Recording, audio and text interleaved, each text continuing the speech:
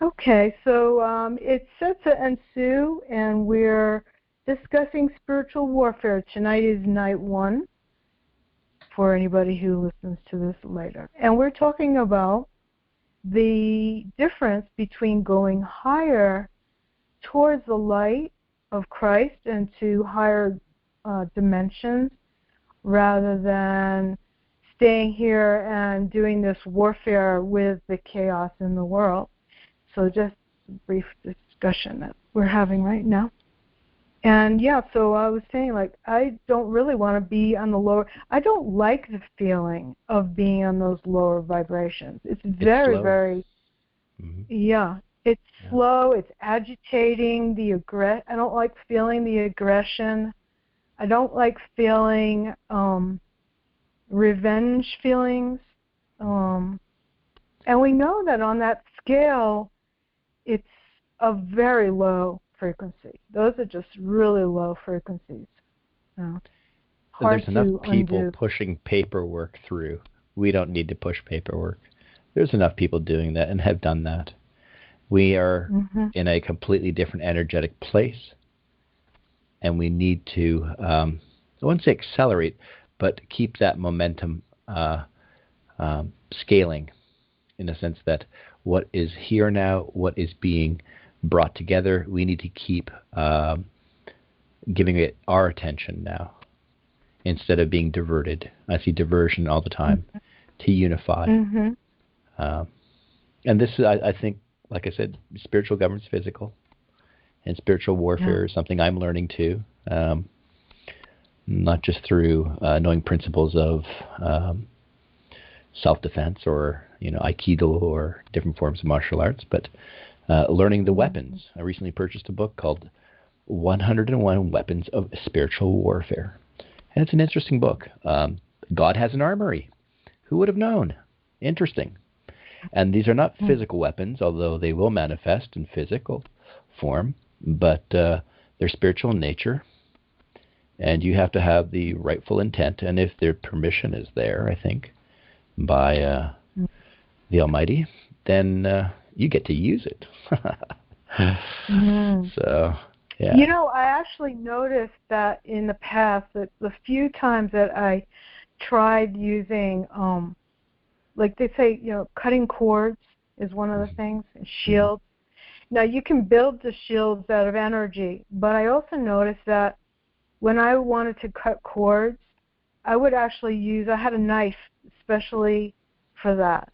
And I actually, a real stainless steel knife, and I could cut cords with it, like, quickly. They were energetic cords. Yeah. That's okay. But you're using a physical action. I was using a physical tool Fabulous. to do that. Yeah. Well, you're reinforcing. And it worked. That's excellent. Yeah. Sometimes we need that, I wouldn't say affirmation, but it's like you're solidifying the contract. You're putting your thumbprint on it. By doing that physical act, it is your divine will, and that's something they cannot undo. You can speak it, you can will it, you can have a heartfelt connection in closing off a contract, but when you bring it into the physical and you make that act, that's sort of like, boom, there's my thumbprint. That's it. Yeah. It's more permanent in a way because it's slowed down to this reality, and it's grounded. Your intent is then grounded in this reality, Yeah. And I think people use words. They're good, prayers and verbal agreements are good, but a lot of people use words very loosely. They think that speaking all the day and all the night gives them some kind of strength, but actually it doesn't. It actually depletes your energy field when you're talking, and the words mean they really aren't being used very well. All right, let me put it that way. It's not a waste, because as a counselor, I know a lot of people need that time to speak, but I know that if you talk too much about something, you just drain the energy away. You don't have the intent left to focus the energy on something that would be different, changed, in that situation. I agree. How we hone ourselves through our interests, our knowledge, from reading, your physical way where you develop a skill, you hone yourself. When you hone your words, they become much more powerful. They become acute, and then you can direct them. And that's what I've sort of practiced in the last couple of years, is being more acute and specific, so that it has a cleaner intent. There's no misunderstanding, so that it has its direct purpose. It goes to the right place or has the right effect. Exactly. Yes, you just spoke it. I mean, I learned a long time ago that the power of the word is only as valuable, it's only as usable, let's say. Mm-hmm. It's only that usable as your word is. Like, if you use words loosely all day and night, then they're less than a fraction of a cent of value, let's say. Right? But if you use your word with intent only to fulfill your agreements, like I said before, I can't make any agreements that I don't know I'm going to be there for. I cannot say, be back later, BBL, if I don't intend to make that manifest. Therefore, anytime I speak a word, it will manifest, whether it's this reality or another one. So I use it really, really carefully, and it doesn't get wasted very often. I try not to anyway, except for sometimes on the calls they're like, blah, blah, blah, blah, blah, joke around. I take pride in using sharp words because it gets things done quick and it sets an example. Sometimes people don't like it because sometimes it may sting, but I put a little humor to it. I'm sure you've seen that, where I use humor, but in a sharp way, simply to, it's not meant as a correction, but as to maybe shift the energy or to correct an error. It's not meant in harm. It's just meant to be placed in a way so that the best outcome is the result, so that there's no. Yes, it's expedient, very expedient. I liken it to the way a Zen master teaches his students. The Zen master does not waste any energy. They will use words, motion, a symbol, a haiku, something that will shift very quickly, like spin it on a dime, change that person's mind, change that person's use of energy, really, literally. And the Zen master doesn't waste any time dilly-dallying around, I'm worried about their feelings, because they don't. Yeah. Because TI feelings matter.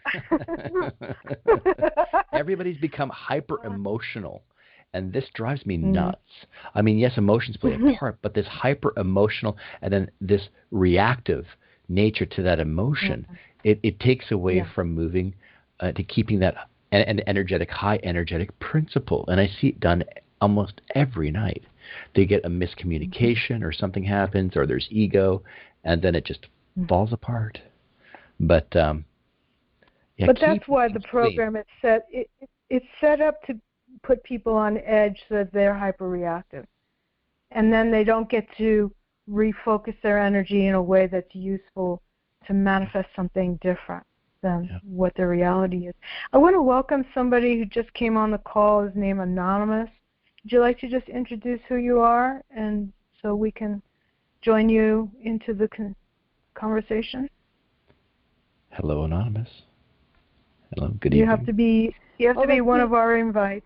I'm sorry, that's Laura. That's Laura. Hi, Laura. Hi. Laura. Hi, why I'm anonymous. That's weird. Yeah. Hi. Was your ear burning? No, I was no, but I was just thinking, I wonder if I was allowed to invite people. I didn't, but yeah. Okay. Well, we had a brief discussion about it, and we're gonna just do it by invite only, so we can keep it, control. I'm glad. Nathan was an interesting fellow. I think it was Nathan. Yeah. I caught him once trying to put an energetic bubble around me. He's always actually lifted me up when I've been really. Yeah. He's interesting. He's kind of an Eeyore, but still, yeah. Eeyore? Yeah, I know. Yeah. He's got that Eeyore energy. Yeah. Yeah, I know. Oh, I know. He is. He is. I'm so depressed. I know. But he's a good guy. No, I almost was going to he's got invite a Will, good heart. actually. Will was kind of interesting to talk to yesterday. Yes, he was interesting, and Yep. And the guy that was talking about chakras one time is his name Dan? No, okay, his name I would like was. to invite him. Let me see. Oh, that was my friend Dan, but I know who you're talking about. Was Carolyn and Gary from? I can Gary. Oh my goodness, I called him by the wrong name. Sorry. I can text you though. I could text you their emails so you can invite them next time. Okay, well maybe for next week. Yeah, we'll include a few more names on it. Yeah. That'll be cool. Yeah, we've got or you Tracy. can pass it on to them. Yeah, I will then. If I'm allowed to invite. I was thinking spiritual-minded people. Tracy with an I in this group. Nobody's ever met, and she's fun. Okay. She's I don't know if I know her. No, she you been don't. On those calls? She has a chip in her brain, and she actually she sells these natural herbs and stuff at Whole Foods, and actually she's pretty good at her job. These natural supplements and stuff, but that's what she does. Needless to say, she gets in this egg thing that she swears by. Everybody has something that keeps them alive, and this egg thing that she gets in, and it's an energy. She pays like $300 a whack. Oh, wow. Yeah, I remember I showed it to you once. It was called an egg. Yeah, I'm trying You know what I'm talking about? Oh, is it like a chamber? Yeah. Anyway, that's pretty much all I know about her. But she's cool, and she talks about dimensions a lot. Okay. Yeah, I don't know. Well, sure, maybe. When is your time? Yeah, we'll grow it. You know what I mean? Like a plant. Yeah. Like a fractal. Yeah. Yeah, I agree. So we're talking about, just ideas like, do you go higher, do you go lower, and how we use our words. You heard that part. We started out by kind of, like I was saying, my personal conflict is I devoted like the last 30 years solidly to spiritual growth. I mean, all my work, my jobs, my, just even my art, a lot of it is about spiritual awakening. And now I don't really want to go down to those lower levels. That's kind of what we were talking about earlier. And what do you think about that? Wow, that's deep. I think that. Are you sure that you don't want to be part of a hemp community? So we could really use an energy healer. And if I had 5 good TIs that were on board, I might actually do this whole Farmington thing. In Colorado? I don't know if I'm cut out for that, honestly. I'm a healer as I am. I mean, I do distance healing. Well, that's exactly what you would do is just come be you in Colorado. I know. Sue's an energy healer in flip-flops. Sorry. Yeah. You're not. I'm not shoveling snow. I'm sorry. Yeah. That's the bottom line right there. It's not appealing. That's true. It's not. I'm sorry. I'm not I'm so not the physical person I used to be. Honestly. Yeah. Everything I'm doing is mental energy, spiritual energy, word energy, watching things connected with the elements, and I'm doing that from a very small space. So it really expanded in a reverse pyramid. I tell you what, that sword thing worked for me today. Really good. I've just been hit all week really bad, and that worked for me today. In fact, picturing it as a ball even or something, just knocking it out of the park, something like that. It's a lot easier to picture something you handle. Go into detail. Tell us a little more about it. Like something you've handled, like the whip. I've never actually whipped anything, but I've whipped it in the air. I know that'll break the sound barrier. Or I used to do it, and I'd be able to get some sleep at my farmhouse in Idaho.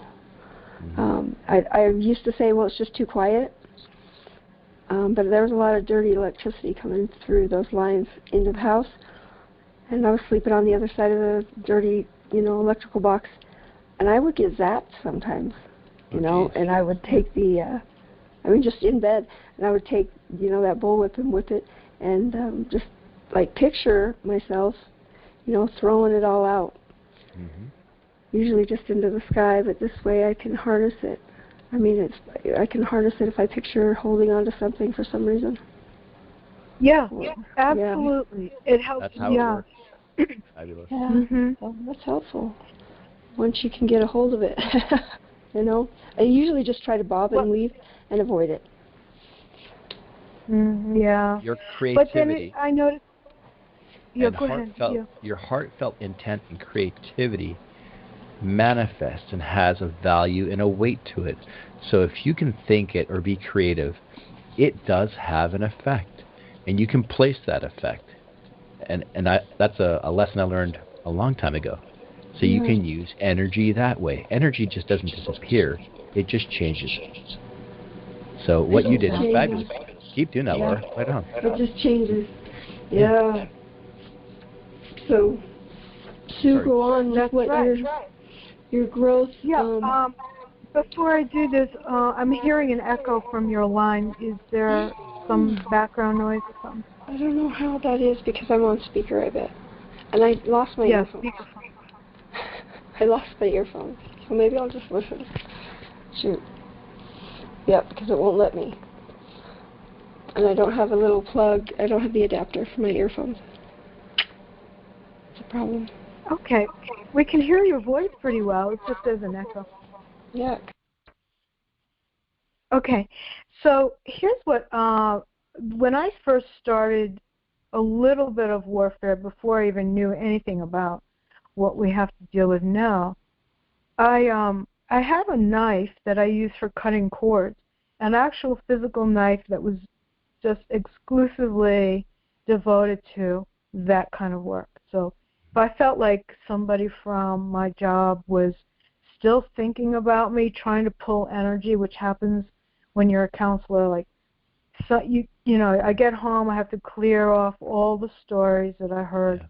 Yeah. And then sometimes there are emotional ties that I don't want them pulling energy from me all night.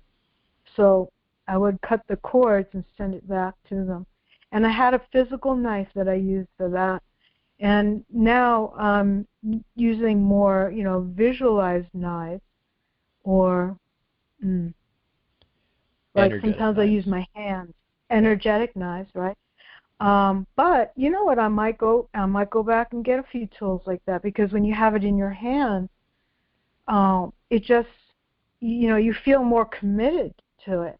It's not just imaginary anymore. It's real. Fabulous. I also find that fire, like when I'm burning a candle, maybe it's just my relationship to the elements. When I'm burning a candle, it seems like it keeps a lot of dark energies away, just by its own nature. Either they're focused on the fire, which transcends dimensions. They can actually see, as far as I know, they can actually see fire in the fourth and fifth dimension. And it's more attractive to them than my light, you know what I mean? So, like, they're drawn to it, and kind of keeps their attention. That's interesting. And then water is really good. Yeah, water's good, yeah. Okay. I'll have to look into that. Yeah, water. Candles, yeah. The energetic principle of candles. Yeah, I've got to do some research on that. That's interesting. Laura, do you Yeah. know anything about candles? Well, yeah, the ambiance is a big deal. That's, the smells, the everything, aroma of your life is a big deal. Yeah. So yeah, candles, white. I usually do for celebration, and black when I'm in a bad mood, stuff like that. But your mood seems to dissipate as the candle does. I don't know. Yeah. I love candles that way. Yeah, they really change the mood of the room. It's totally different than a regular light bulb. Just totally different. Yep. And that's why I'm a risky renter. When I had a fireplace, I used to love burning fires. Like you want to get rid of your old forms, Nice. Stuff that you don't want to ever look at again. Yeah. Yeah. Who cares about shredders? Just throw it in the fire, Yep. I don't know. We have wood burning bans so often here in the city that it's not even worth having a fireplace. That's crazy. Oh, yeah. Here you have to be grandfathered in. You can't have a modern fireplace. It's crazy. Yeah. It doesn't make any sense, but that's what I actually ended up doing when my second shredder died, because I was just shredding old contracts and different things from 10, 15 years ago. I had taken it out into the garden, and in a cement mixing metal bin, ended up burning the rest of the contracts and everything else. They were black. Some of them flamed up differently, which is really quite interesting. I don't think it was just the ink, but it took a little time for it to work through the 3D. And I noticed after 3 weeks, a month, even longer, things shifted. I felt lighter. There was different. It really does have an effect to your contracts. Get rid of all your old visa statements. Yeah. It seriously, burn all those old visa bills, But it's amazing. Even prior contracts that I had through just different things, it shifts you, it lightens you to be who you are, instead of having a hook or a weight or a contract into that energetic form. Because these contracts, although they're in the 3D, they have an energetic principle that governs all that. And when you lighten up and you don't contract with that, it's amazing. It's hard, you have to experience it. So the fact that you did it, that's cool. Laura, I'm sure you're pretty good in keeping things away from you. The contracts you had me spinning for 3 weeks about this contracts crap that you started talking about. Really? Yes. Spinning how? Okay, your old agreements, like you have old paperwork, old attachments. Exactly. And I have contracts with old agreements that needed to be cleanse settled. yourself. Yeah. It will lighten you. You will feel refreshed.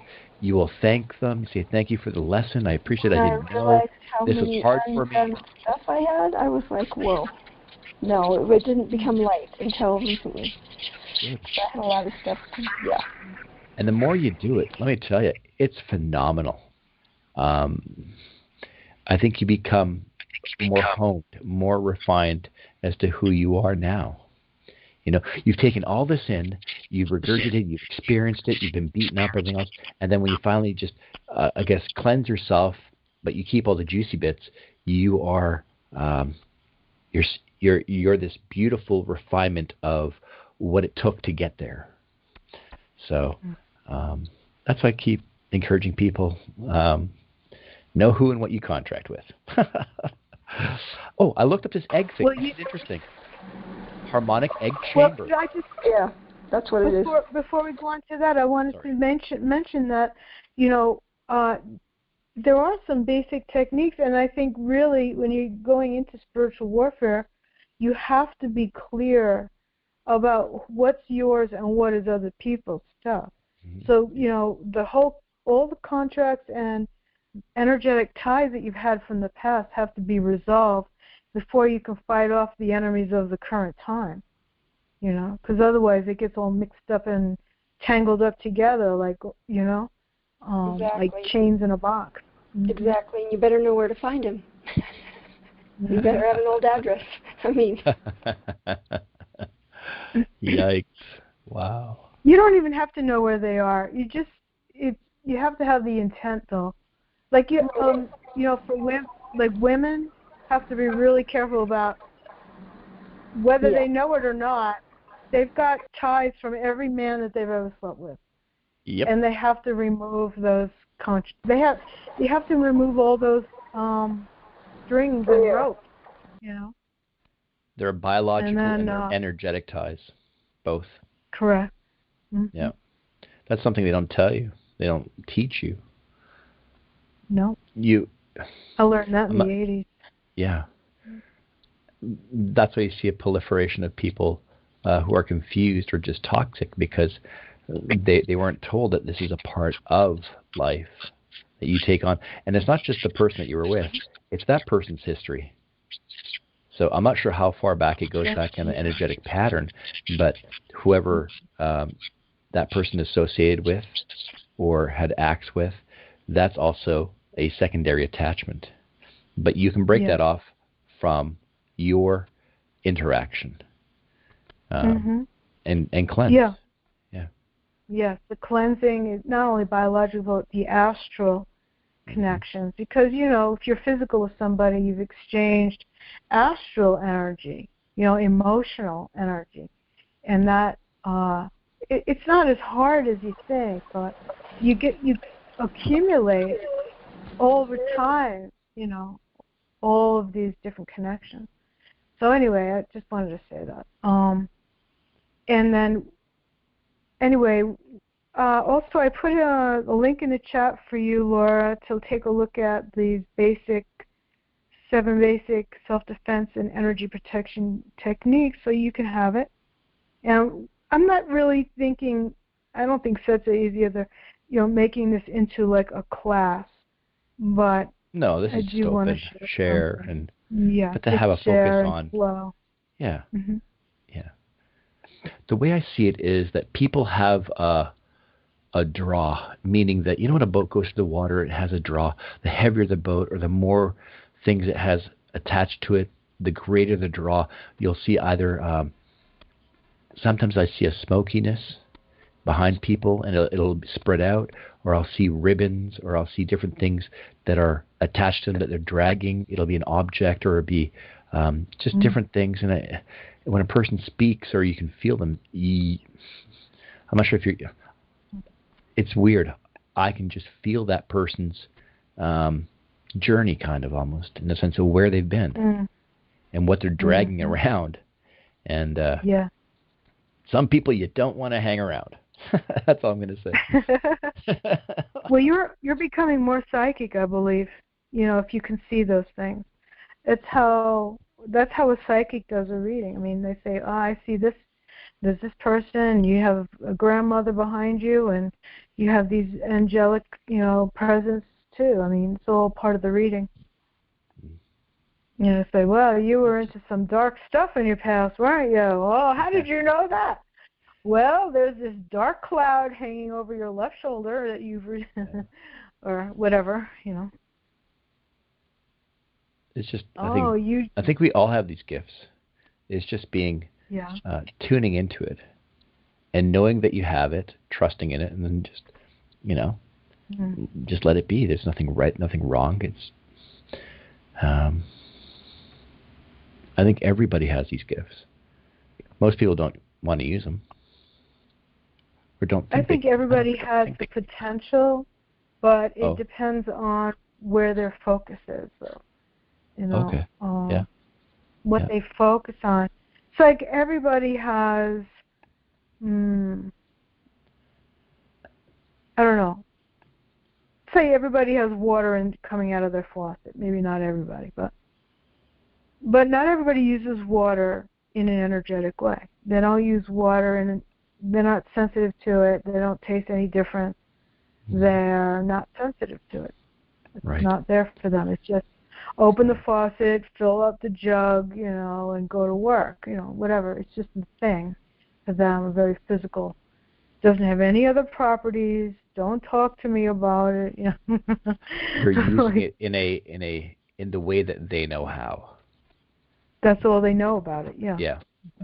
I understand. So that they don't have an awareness of how much more it is. I mean, water stores memory. It can be used. I mean, it's the greatest surfactant that we know. It shapes our world. I know. It's a carrier. Yeah. You know? I mean, there's so much. I mean, it makes beautiful tea. The essence of apples. I mean, I'm just enjoying the last bit of my mulled apple cider here, and it's. I mean, imagine this tree that drew moisture from its environment to produce a fruit that caused it to ripen. That I'm enjoying in this beautiful way. I mean, it's a gift. You know, so. Well, you're seeing it in a bigger picture than most people.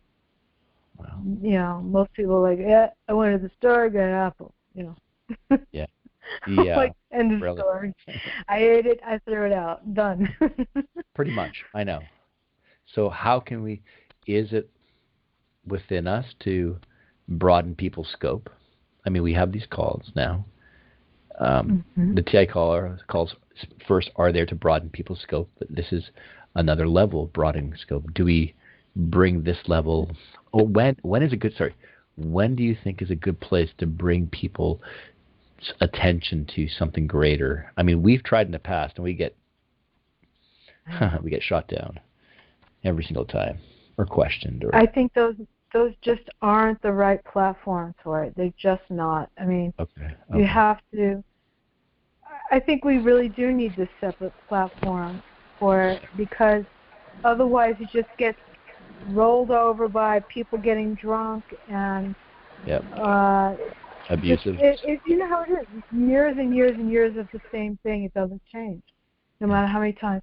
We have to make it separate. And how long we do it for, I don't know. For how many people, I don't know. You know, we can put it out there and maybe. Yeah. Okay. It just is. Maybe. Well, there is separate groups that are TIs that don't come on those main calls. I mean, there's a group here in Colorado I've been trying to get with for quite a while, and it's all hush hush. And then I don't think they come on the calls. They've done some stuff though. I've seen flyers around town, and I've seen, their logo. I recognize it. Anyway, so there are other groups. A lot of them don't come on the calls. Like most of the TIs I've met don't come on the calls, unfortunately. No, but we're talking about this specific area of awareness. Please. Not just getting TIs together to talk about their problems. I know, but I mean, really how do we get them on the call? Or how do we get them to expand their minds? I mean, the luck I've had is when I make them question something. I can't tell them anything. Mm-hmm. Yeah. Like, get them to think about it for themselves. Yeah, because they do all call me and tell me about their targeting, but it's nearly impossible to get them to focus on anything but themselves. Well, I think they're just not ready. You get who's already developed, and you move forward with them. I can't even see myself dragging another 300 people who don't have the basics yet. It's too much, too much of a burden for me at this point. They have to have done their work. They have to have done their clearing. They have to be ready to move forward.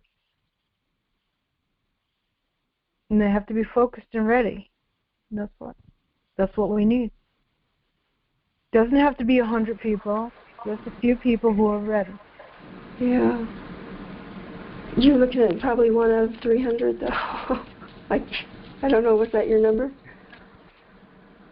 What? I think Sue was just saying that a lot of people who would come to the calls are not prepared. Although they have the intent, they're not mentally, physically, or spiritually there yet. They're working towards it, But for us to move forward, we could not in that way because a lot of people, that mass would have to be brought up. You know what I mean? Like it would be too much of a weight to bring that up to speed, so to say. Yeah. Let's go back to let me go back to the water analogy. All right. Where we are is, okay, everybody can open up the faucet and get a glass of water, clear water, take a look at it, think about it, its past, its future, its energetic properties. We can do that with this little group right here, right? But what if you get 300 people and they're like, I want a glass of water, I want a glass of water. We got to go all the way down to all the way down, drill the well first, right, for about 5, weeks. Then we get the machine. Then we draw it up. We get a glass of water about 6 weeks later. That's the difference for me.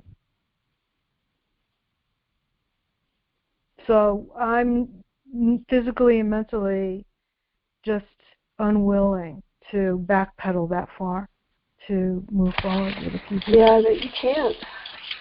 That's your own growth. It's what? Sorry, I'm trying to get on the computer. You've already stunted your own growth, I'm sure. No. Basically, when you've traveled a certain path, you have a knowledge base through your experience and knowing and doing. For you to go back and start teaching from lesson A to people without an income, or it's not income, without a outcome. Knowledge base. A knowledge base is very difficult because it retards your progression, your movement, and your journey. I'm not saying it's selfish, but what I'm saying is that value, that principle doesn't. Sometimes it's not worth it. It's harming you. When I try and share information about contracts and common law and legalism, the people who are versed in legalism are very hard to get through because they're indoctrinated in that single pattern. They don't know common law or the Word of God or how systems are set up. When you work past all that and for almost 20 years I've gone through all that, and when you can simply boil it down to a sentence and then that person doesn't comprehend that, you have to backpedal and start with a foundation that they don't have. It's very hard for them to start with that new foundation because they're so set in that previous epoch or that previous pattern. And sometimes you do more harm, not just to you but to the other person, by going back and trying to shift them because they're not ready. They're not there. So what Sue's saying is that you either come up to speed or you don't. Simple. And if you're not up to speed, oh well. Next. I think that's what everybody's muted. Oh, cool. Can I start to sing? Can I recite some poetry? I have no interference. Wow. I'm not being shut off either. That's fantastic. So basically that was my thought is when I share information or I share from my experience that would better someone in their journey, sometimes they get it, which is great. Most of the time it's resistance because they don't know or they don't want to accept it. They're not ready. They don't know how to process the information. They don't have the experience. My neighbor's a corporate lawyer. Let me tell you, he doesn't like me very much. I know he knows what I'm talking about, but because he's so trapped and he loves his wealth, doesn't know a damn thing. Nothing's in his name. But when I speak to him about energetic principles and who he serves and who I serve, well, that makes it relatively uncomfortable for them. They still have their Halloween decorations up. Can you imagine that? What is it, November the 13th? No, 12th today. And they still have their Halloween because they're good little agents.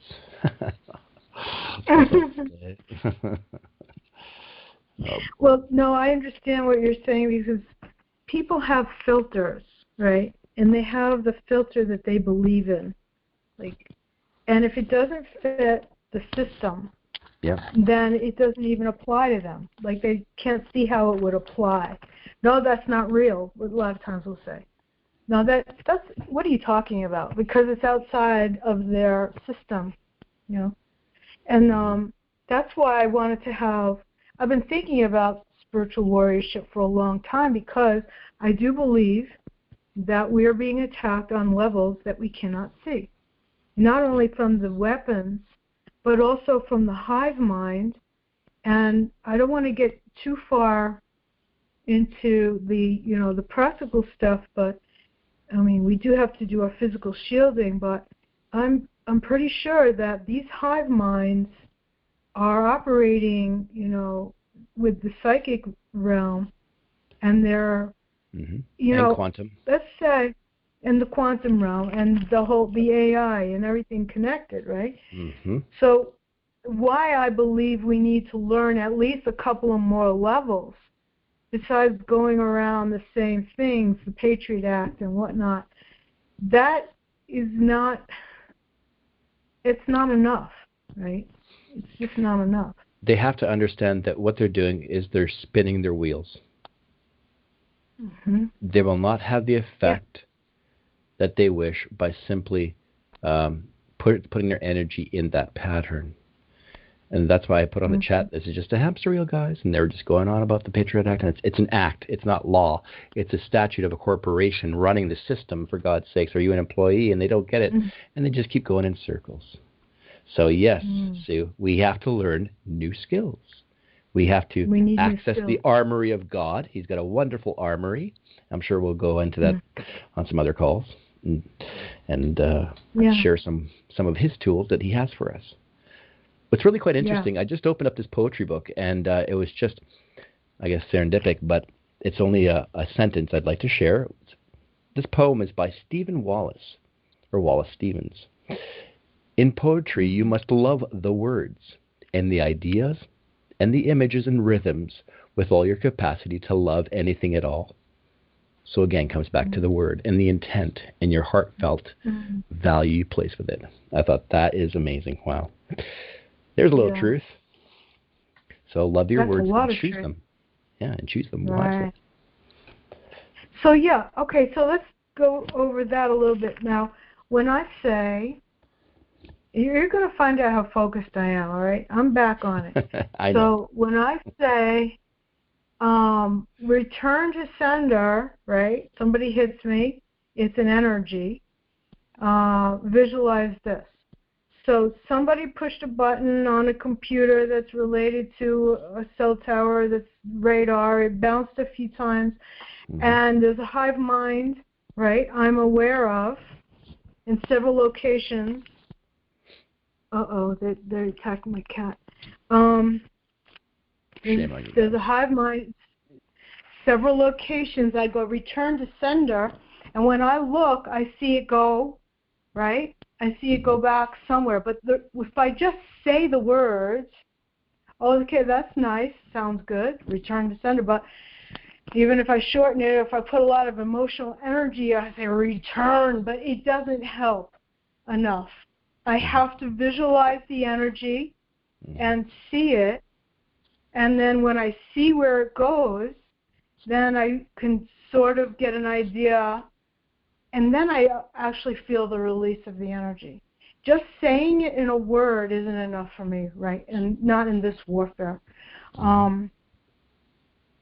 So I have to do something on the astral or on the etheric or some combination. And then when I see it, when I finally make connection with it, then it does something. It changes, it shifts, or it cuts off something. And I don't always know who is doing it, but I have a general idea of where they're going. Like, I can see if it's going towards the west, the northwest, or if you can see it going towards the middle of the country, away from me. And I've gotten as far as, because I have some names and locations already, I kind of say, well, and I won't say it on a recording, but okay, send it to this person, because they're probably connected to the hive, right? They're all working together. There's probably 100 of them. Yeah. Well, maybe somebody in Nevada pushed the button, but the guy in Ohio gave the order. I don't know, right?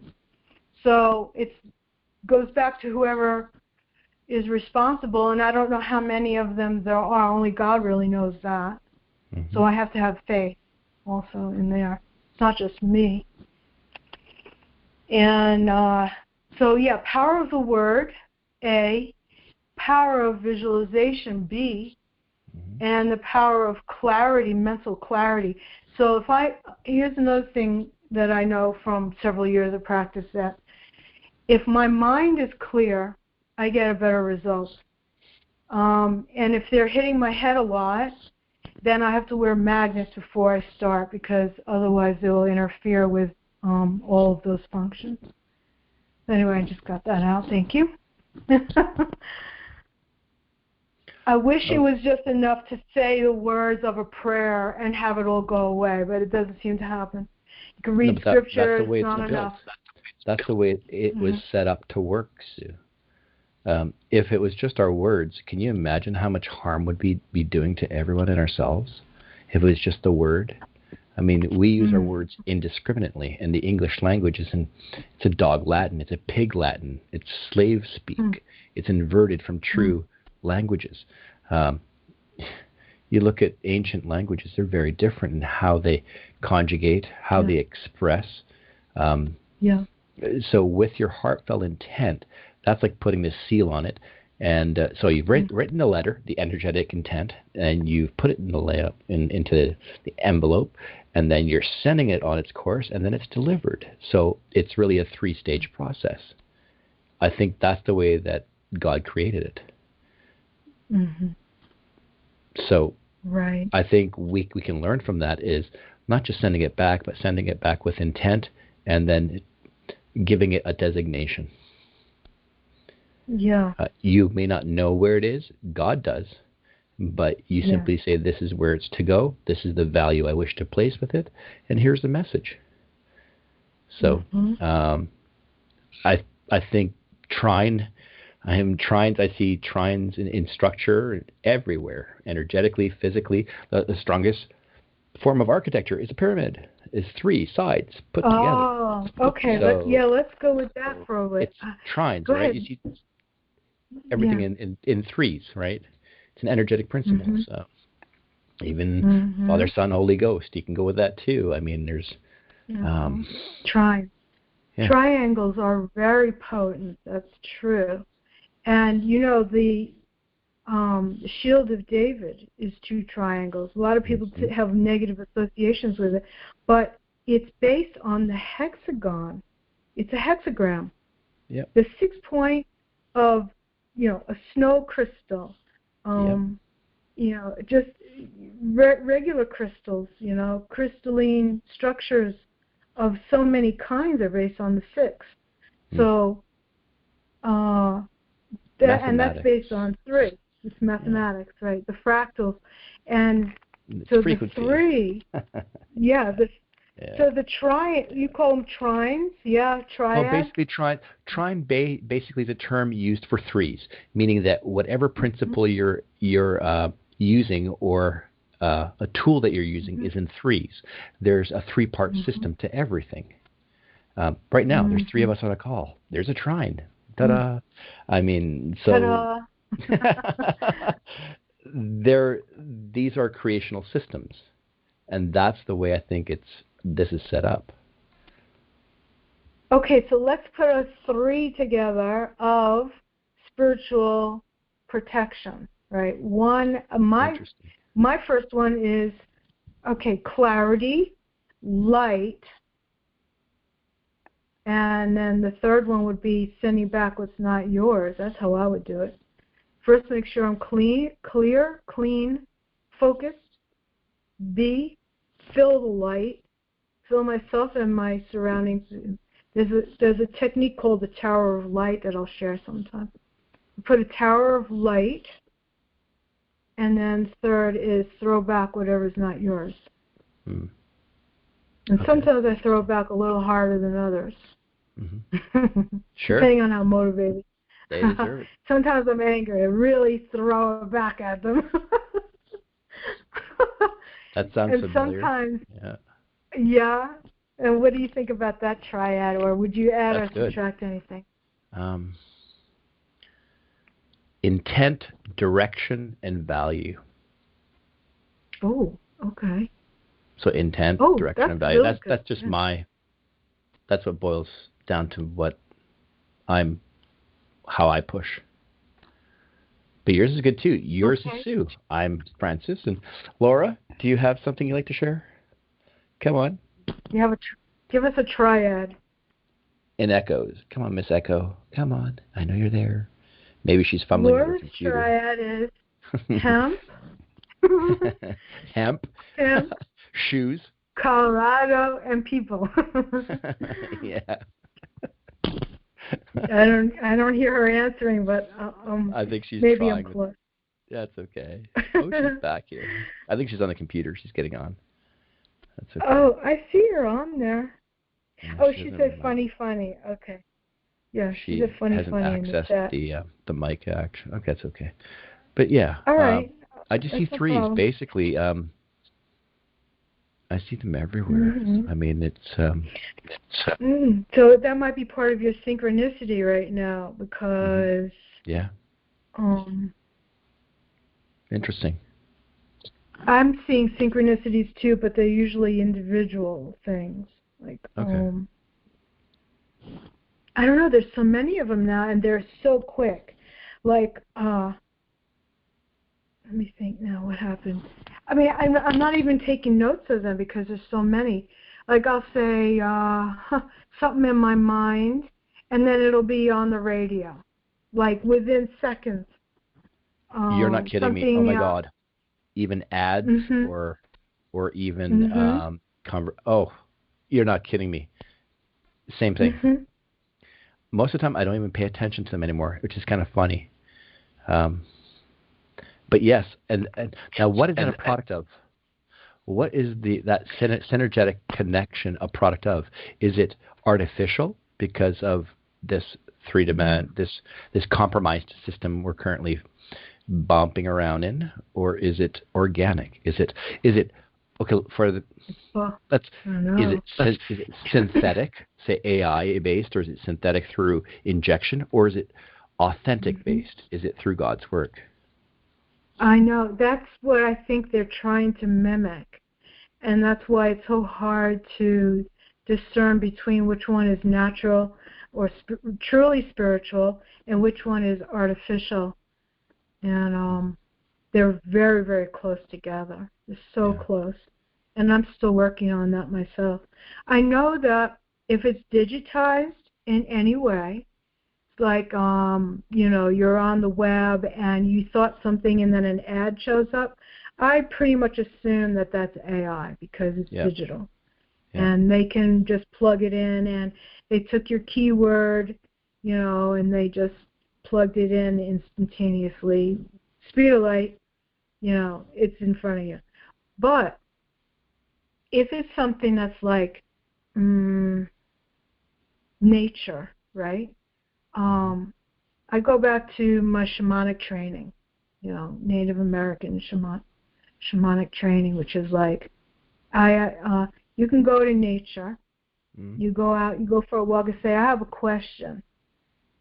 Just show me something, and it's God or nature. I mean, how did the golden eagle land like 20 feet in front of me and look at me for a few seconds and then fly away? Like, how did that happen? Wow. Fabulous. So that's not digital. Now, was it the perfect timing? Did I have an energy field around me that it was attracted to? Or was it, was there a mouse on the ground that I didn't see that it was going for? I don't know. All of those little pieces were part of it. And that may be so close to being, a God thing that I wouldn't question it. But if it has anything to do with television, or it has anything to do with computers, I automatically just go, that's easy for them to do. Yeah.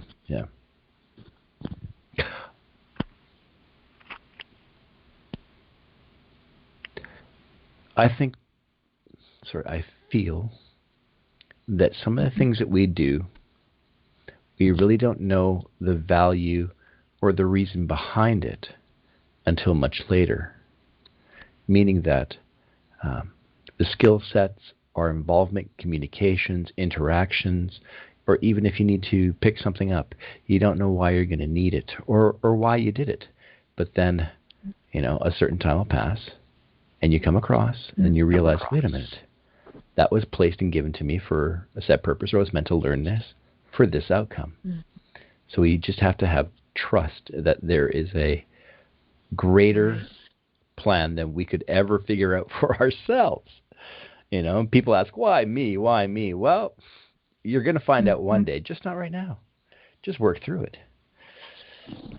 And that trust is where when you're turning it over to the universe, that's when you can really get some great answers, like not what you expect answers. Oh, it never is. Oh my God. What I thought, I mean, when I look back, and I think our values govern some of our actions. And when you look back at what your values were at a certain period in your life, it's like, how could I would not tolerate the person who I was. Let's just say who I was 20 years ago versus now. We're just very, I wouldn't say we're different. We're just at a different place now. So I think that's all of us. The whole evolution of humanity is completely different. Yeah. I do see, though, I see on the calls some of the people who have been on for quite a while, I've seen them grow, which is nice. I've been on these calls for 5+ years, and I've seen the calls come and go, people come and go, and some of the people come, but I've seen progression in some people, which is nice. Most people are stuck in their own head, and but a few do grow, which is nice. It's hope. Yeah, it's trust.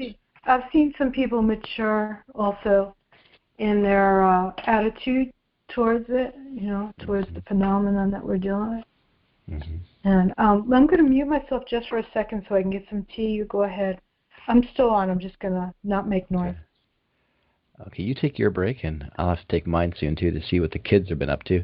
I sure hope he's not digging into that couch again like he was the other day. But, yeah, I know I think there's an acceleration of all souls.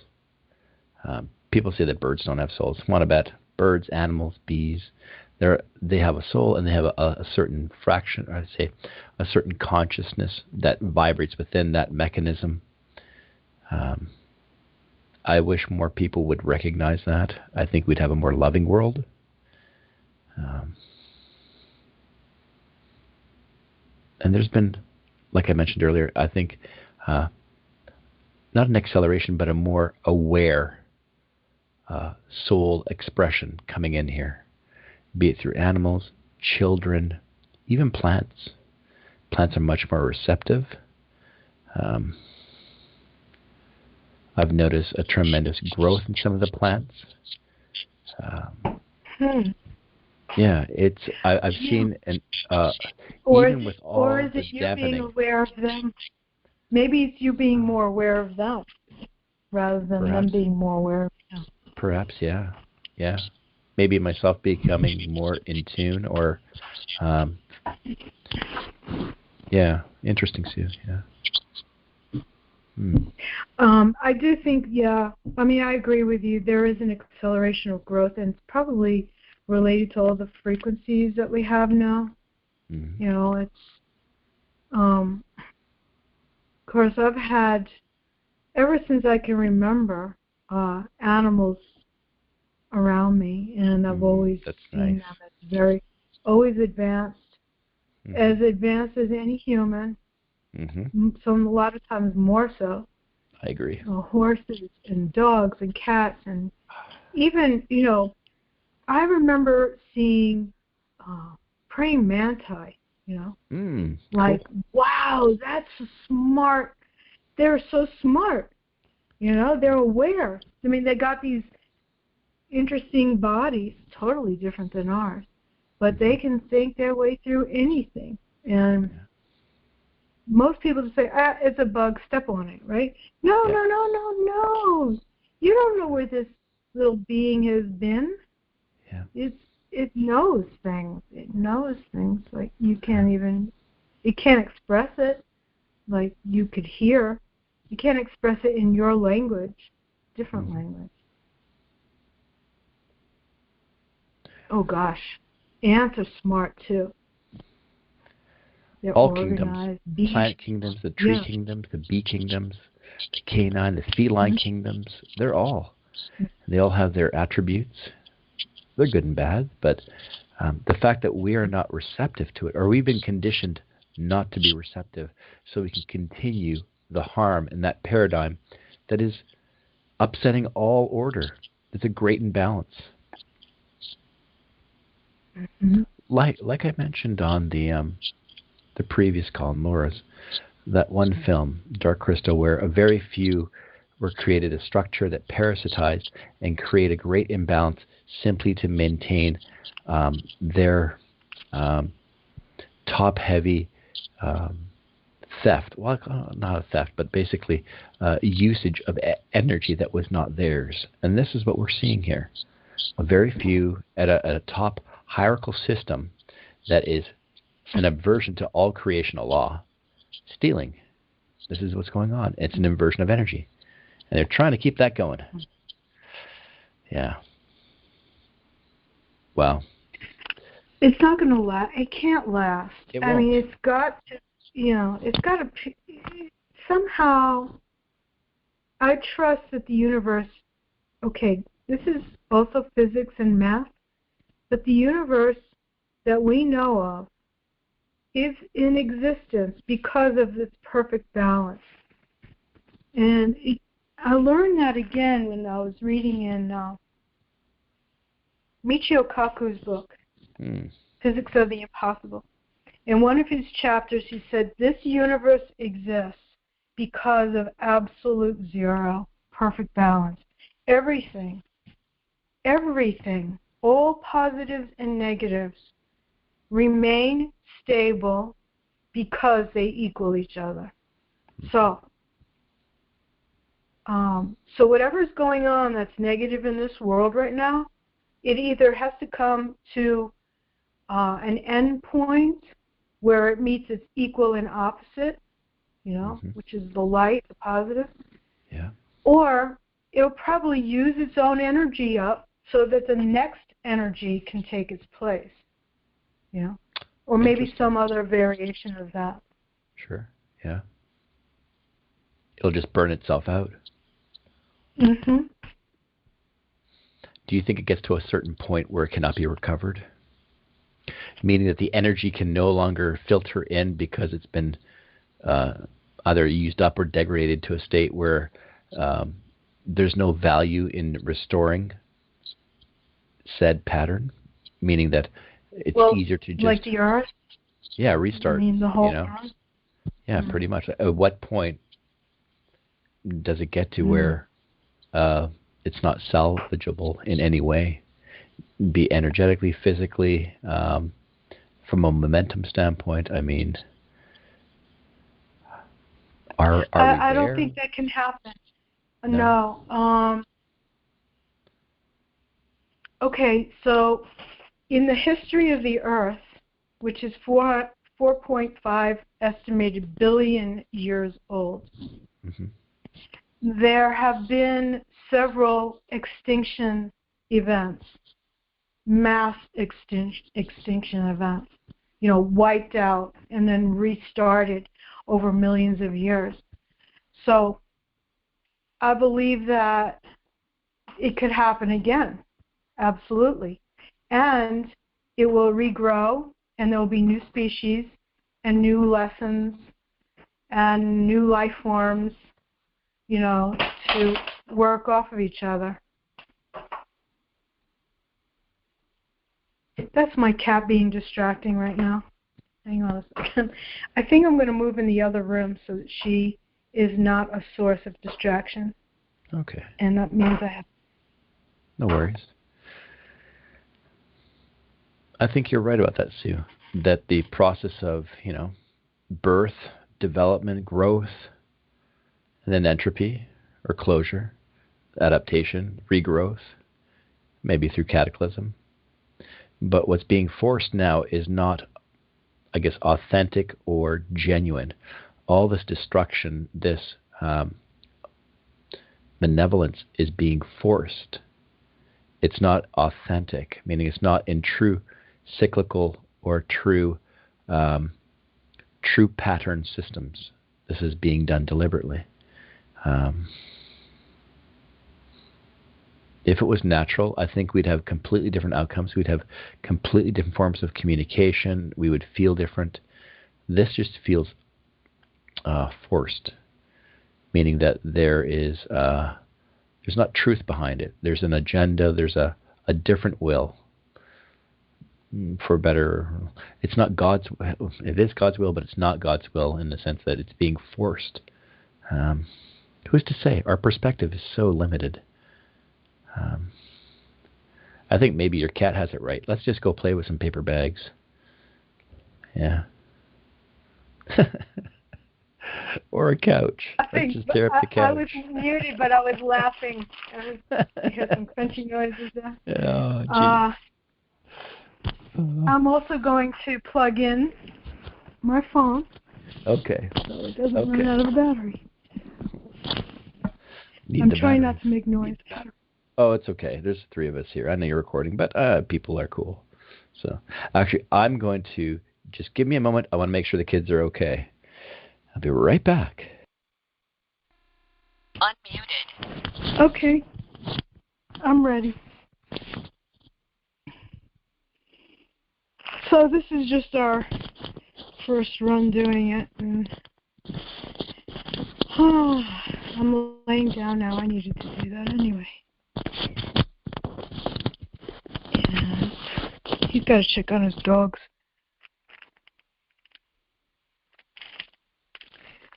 Let's see if anybody else showed up. Well, I know that setsah sent out a mailing, and I sent out a few texts. So maybe next time.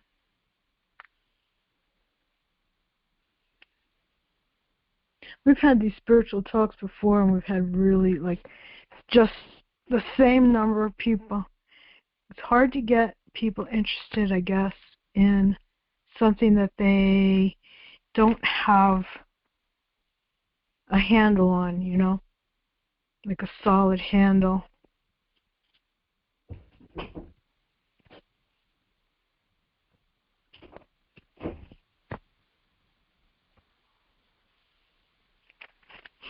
I'm going to check the chat, see if Laura is writing something there.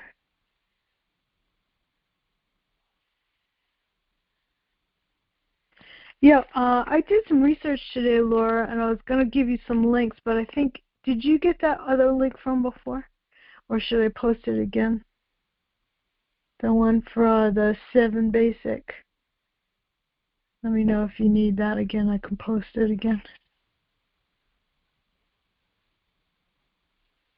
Self-defense and energy protection. Okay, good. I also found a few other things looking around the web. I've got a whole bunch of books here, and did I keep that link?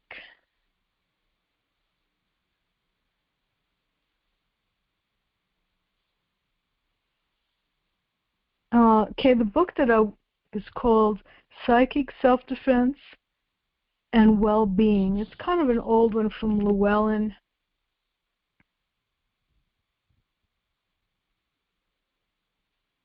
I'm going to see if I can find it again.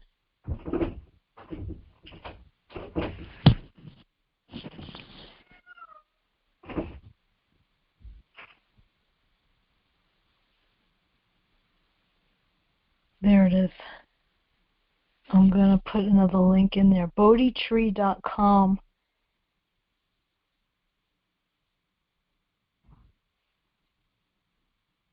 And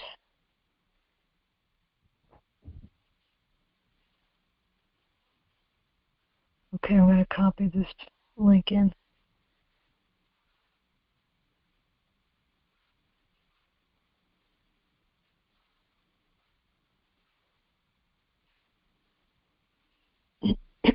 Excuse me. There it is. Bodhitree.com. Practical guide to psychic self-defense and well-being, etc. It has some good ideas in it. I actually have the physical book of it.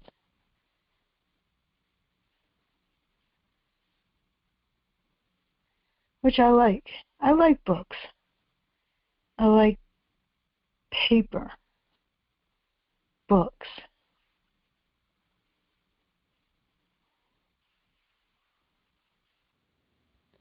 I find it difficult to read on screen. I know. It doesn't feel the same. Yeah. I think we use our imagination a little differently. When we read, the brain activates differently, our interaction with it. I think it becomes much more vivid. We absorb it differently. Yeah, that's what I like to read. Yeah, too. and Unless it's I think short. it's like a tactile memory involved with a book that you don't get when you're looking at a digital source, like one of those Kindle things or whatever, There's a tactile memory involved when you read a book. You feel the pages, you see the print, the smell of it, the ink, and the fonts. To me, it's all part of the experience. I like certain kinds of papers and certain kinds of fonts. So if I ever buy a book, it has to kind of has to fit that. You know what I mean? It's easier to absorb, right? I know that sounds very particular, but it's just the way you are. That's okay. Me too. I could never read, a how-to book. Those 101 ways how to help yourself. The paper and the way that it's written, it doesn't resonate. Where a book that's written, I guess it's the energy behind it. The people, the intent that's manifested, that's coming to the 3D. Like poetry books, those are books of labors of love. People are communicating in a way that we really don't have the mind to see or the time to see. That's why I love poetry. It opens up a completely different world. And it gives you some tools. So, yeah. No, I love books. I love Japanese papers and all these different things. Oh, yeah. I did a nice series of works of brooches, actually, where I had obtained some handmade Japanese papers with flowers and different stems and embossed that actually onto precious metals. So it had the relief of them on there, and it's quite nice. And then added a few embellishments, and they're lovely pieces. Yeah. So again, that's frequency, that's nature. Yeah. Fun stuff. Yeah, that's how artists think. I mean, we're so artists, in that. I mean, a lot of people, if they're not trained in materials, then they don't really, I don't know, it's not the same conversation. Yeah, they have a different skill set. Yeah, exactly. They have a different sensitivity. I think that's a better word. Sensitivity. They have a different sensitivity. Yeah. Sensibility is another that word. too. That too. Oh my God. Or lack of. And that's why whenever I get on some of the other chats or calls, I'm like, oh, here we go again. Okay. Buckle up, and you kind of have to armor up. Yeah. Some of them are okay. I do. Yeah. Yeah. How do you armor up? This is what I do, and then I'll want to hear from you. Like before, if I hear like a negative energy coming from the call, I put the ball of light around me, like a blue bubble, kind of. That seems to help me kind of listen and not really be disturbed as much by it. Interesting. Okay. if I'm using energetic shield, it's more of a shape of an egg. I like the colors turquoise, silver, and bronze. Bronze has a harder reflective feeling, so it's much more direct. If I'm looking for just a softer shield, the blue turquoise is fabulous. For me, is not even entertaining the dialogue. In a sense, I'm not putting myself into that place to people who put postings in the chats, read them all. I don't read them all. I just pick a few people who I know I can harmonize with, and that's it. The rest, forget it. And if the chat or the call is in a direction or a pattern where I cannot digest or be a part of, I'll mute it. I'll just mute it out. So I'll just participate. Really select where I participate. That's the best safeguard. Is knowing where and how much you want to take in and who to share with, instead of just absorbing it all. I agree with that. Yeah, I agree with that. And for me, that just means hanging up. A lot of times, if it's just like take the earbuds out of my ears so I can't hear the voice, and if it's still going on, then it's done. I hate to.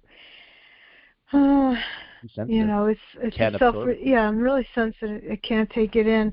And you know what? I hear people's sound more than I hear their words now. Like, I hear both. I mean, I know what they're saying. Okay, she's talking about the Patriot Act, the same thing that's been said for 20 minutes. But what's the tone? And that's where it came in, looking up something. Somehow I came across the word prosody and prosodic analysis, which I've been doing like most of my life. Prosodic analysis, right, and I have to go slow because it's a new word, has everything to do with the tone, the rhythm, the stress, and I'm so sensitive to that now that it's like what they're saying is a repeat. I know they're repeating themselves. So they're not saying any new words or new concepts. So I'm listening to the tone, right, or the stress levels or the emotions. And now, of course, I'm adding, can I see their energy field? What are their health issues? I hear so many things that I'm not even supposed to know. Like, okay, I know they got a lung problem, they're smoking too much, or their blood problems. I can almost see or feel when somebody has a blood issue. Mental confusion, distraction, that's easy to detect. But all of that comes out of this prosodic analysis. And I don't spend 4 or 5 hours listening to somebody if it's the same energy, just repeating itself. And so going back to self-protection, the bubble works for a while, but then why subject yourself to some negative forces that aren't going to help in any way and not benefiting anything? That's exactly. I just go. Yeah, that's exactly where I've come to. You can shield yourself, but then interacting and who you, again, contract with is the biggest part. Some people I don't communicate with on the chat because we're completely different energetic patterns. I can't take on what they're sharing, and they can't take on what I'm sharing. And that's okay. And that's okay. Different worlds. Yeah. Same place. We'll say it's the same chat, but we're in completely different worlds. Isn't that crazy? Yeah. Wow. I was hoping we would get a couple more people tonight, but maybe next week. Yeah, it's okay. Yeah. We planted the seed, so that's okay. Yeah. We kind of did that spontaneously. I mean, within about 10 minutes we had the thing figured out. Yeah. We just, I was actually going to say maybe next week to start, but there was nothing to do tonight anyway. You weren't going to wash your hair? With charcoal? I did that already. Laura, did you wash your hair tonight? Too funny.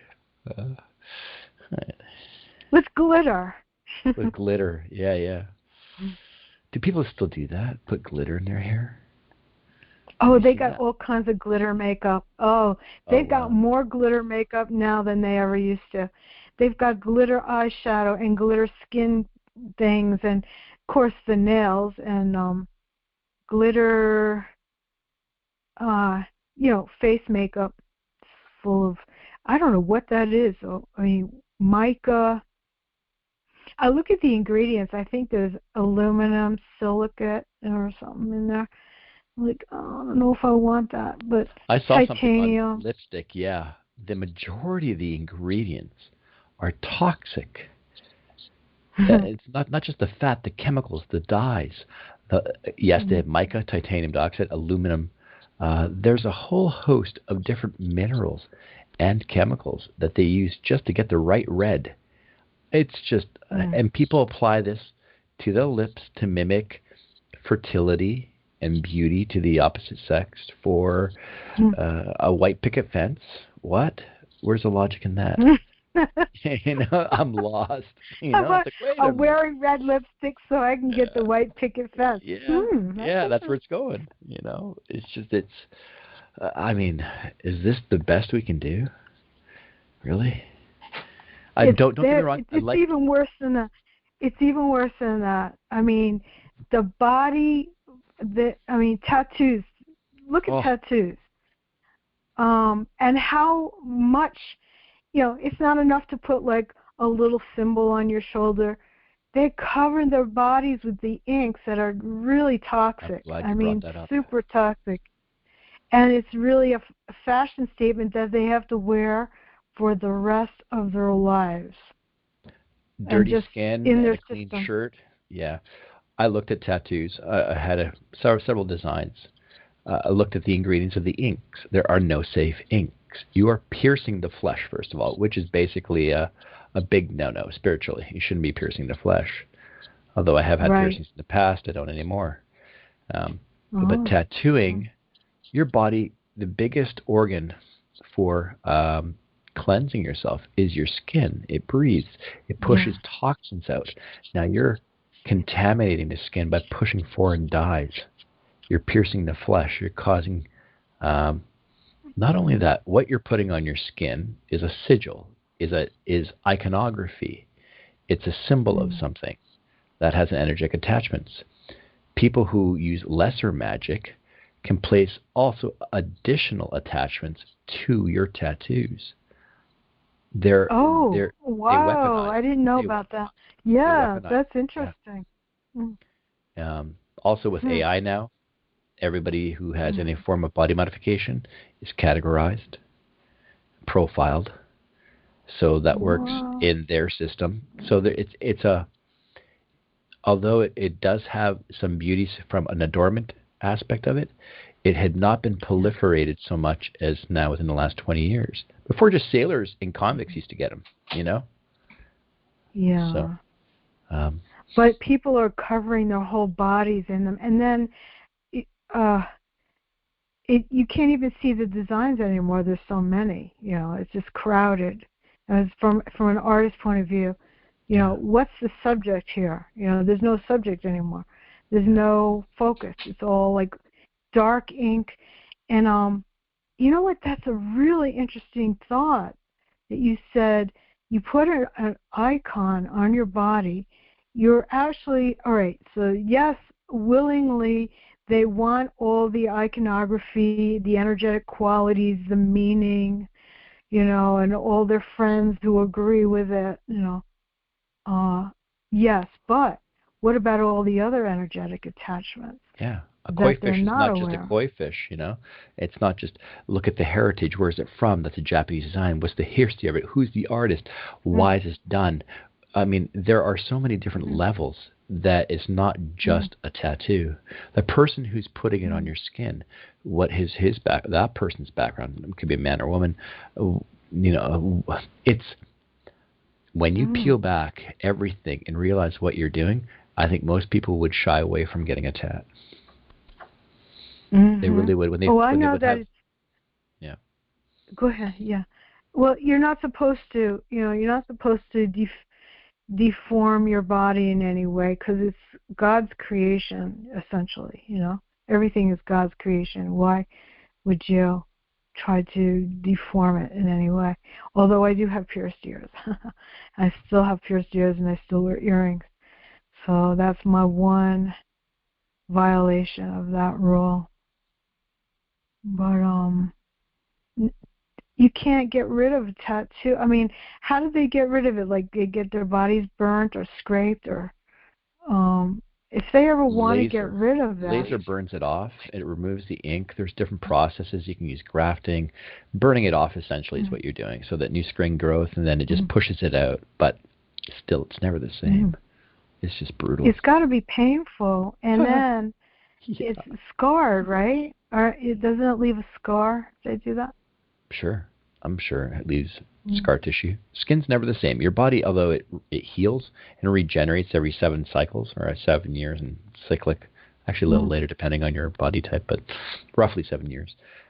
Skin will be lighter, it'll be different, it'll be dense, it'll be softer. What's your diet like, environment? It's never the same. But for me, the tattoo aspect was A, is this healthy for my body? B, is there, what am I trying, why am I doing it? What's the motivation? Is it cool? Is it hip? Is it something, I've had a life-changing event, I want to remember somebody? Is it a in memory of, or is this simply a fashion statement for the now? Majority of tattoos are for the now, but they don't realize the harm they're doing.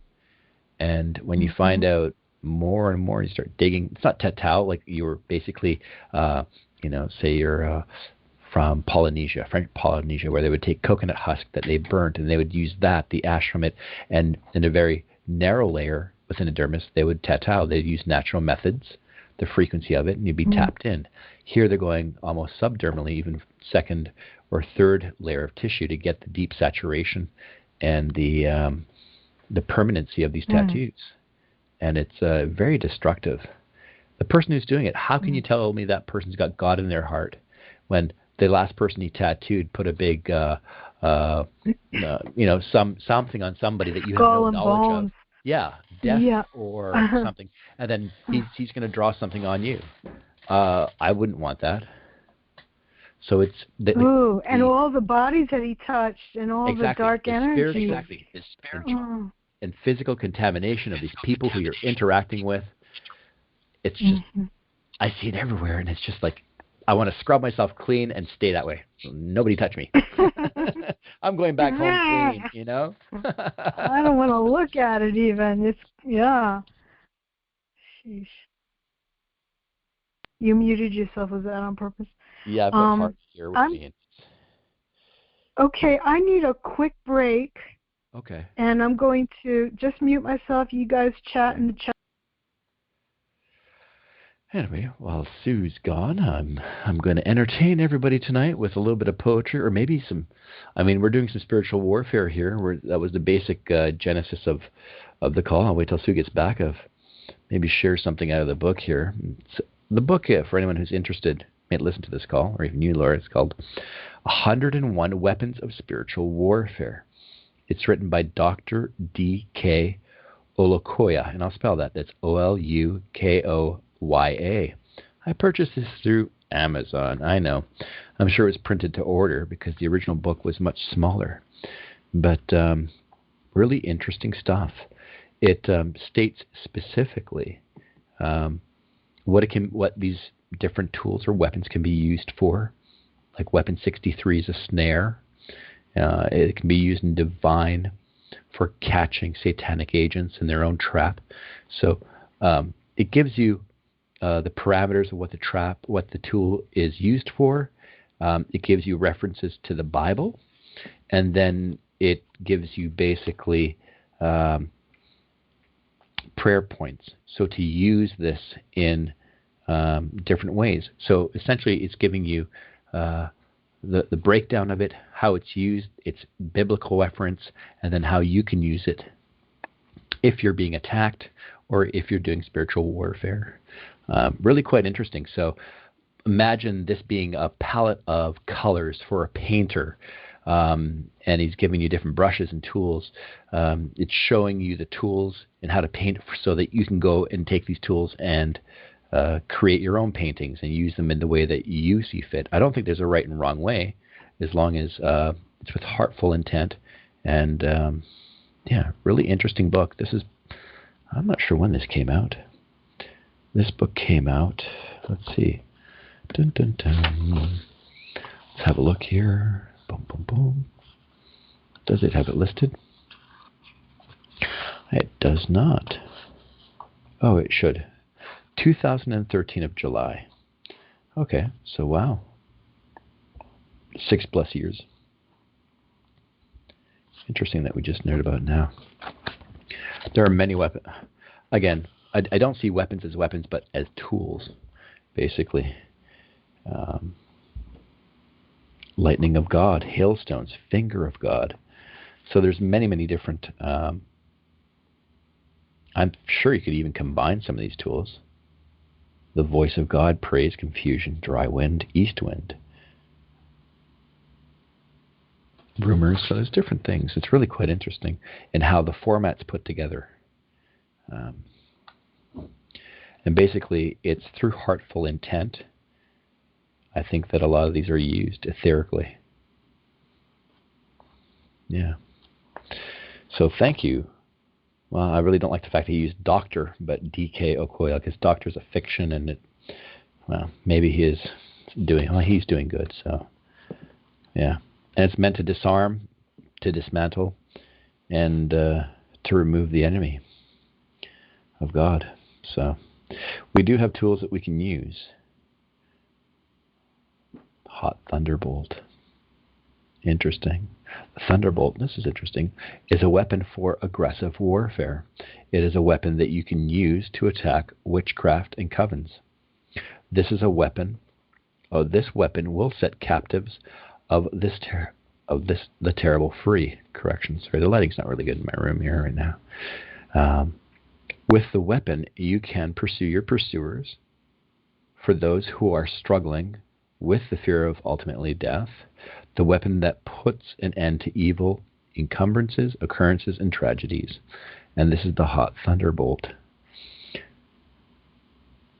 And then it gives you basically from Psalm 24:8 biblical references of this tool.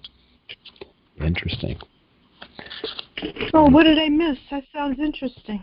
Oh, no, I'm just going through this book here, basically. I was going to read some poetry, but I picked up the 101 Weapons of Spiritual Warfare, and what the author had done is he's identified 101 weapons in God's armory through biblical references, through the Bible, and different manuscripts, and he's put them into 3 forms, basically the intent and use of the weapon, the biblical reference, and how to use it. So it's giving you a foundation, and then prayer points, as in the vocalization of the intent.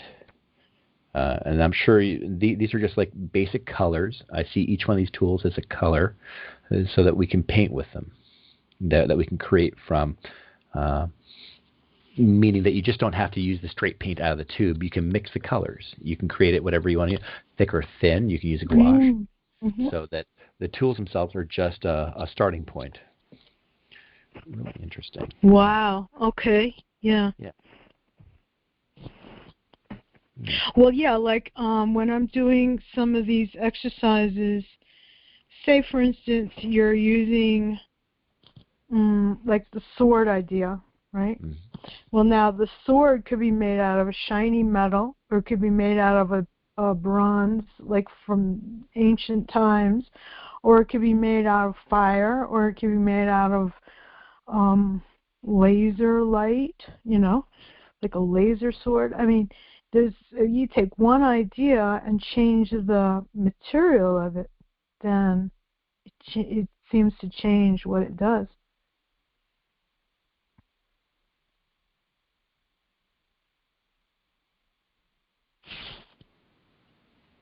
Hi, sorry, Harvey was becoming a little too energetic. Yeah, but materials my cat do also. matter. Yeah, I think that was deliberate. Yeah, go ahead. I think I think so too. Energies attached to materials have values, and so they'll resonate to a certain, if they match up with your intent, it will work. If it doesn't match up to your intent, because you could have an obsidian sword, one made out of volcanic glass. You could have a sword made with a knitted sword, out of wool. It'll have a property. Maybe be very floppy though.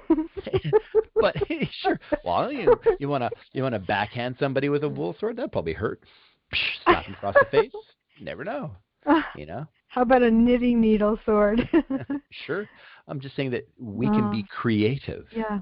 That is our gift from God, is we're creative. We can see things in a different way, to use them in a way.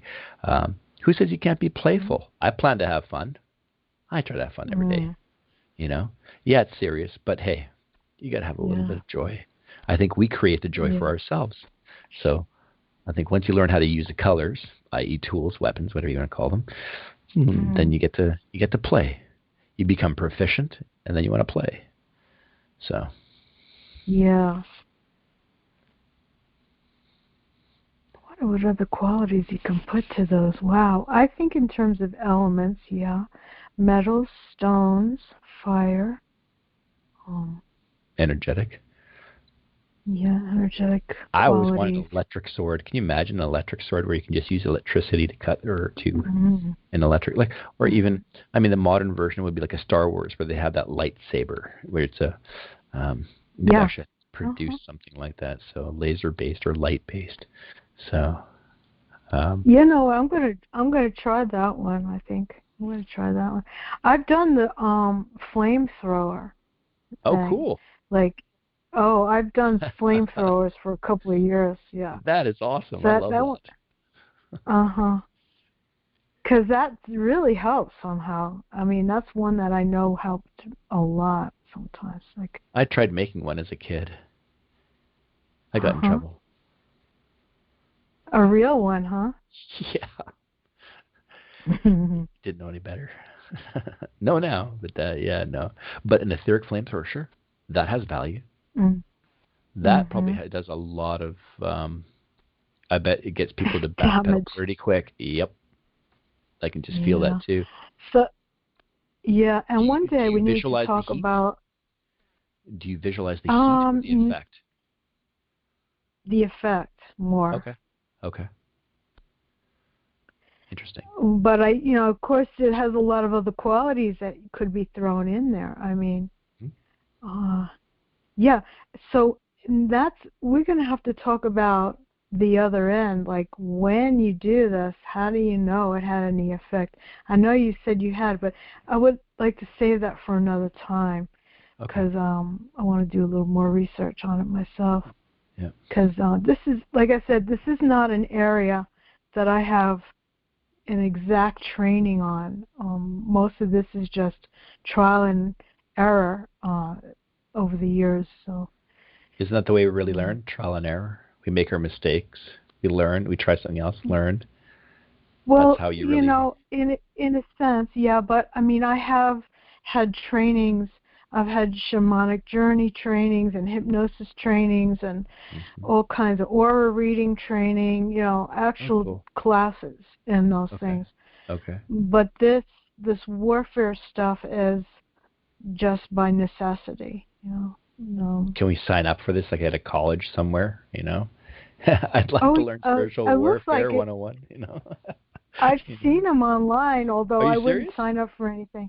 Yeah. Oh, I'm sure that would be put out by the, I don't know if it... But I wouldn't trust them, yeah. Yeah, exactly. Yeah. I would have to try them out myself. If they have any kind of written material and I can try it myself, sure, I'll figure it out. Yeah.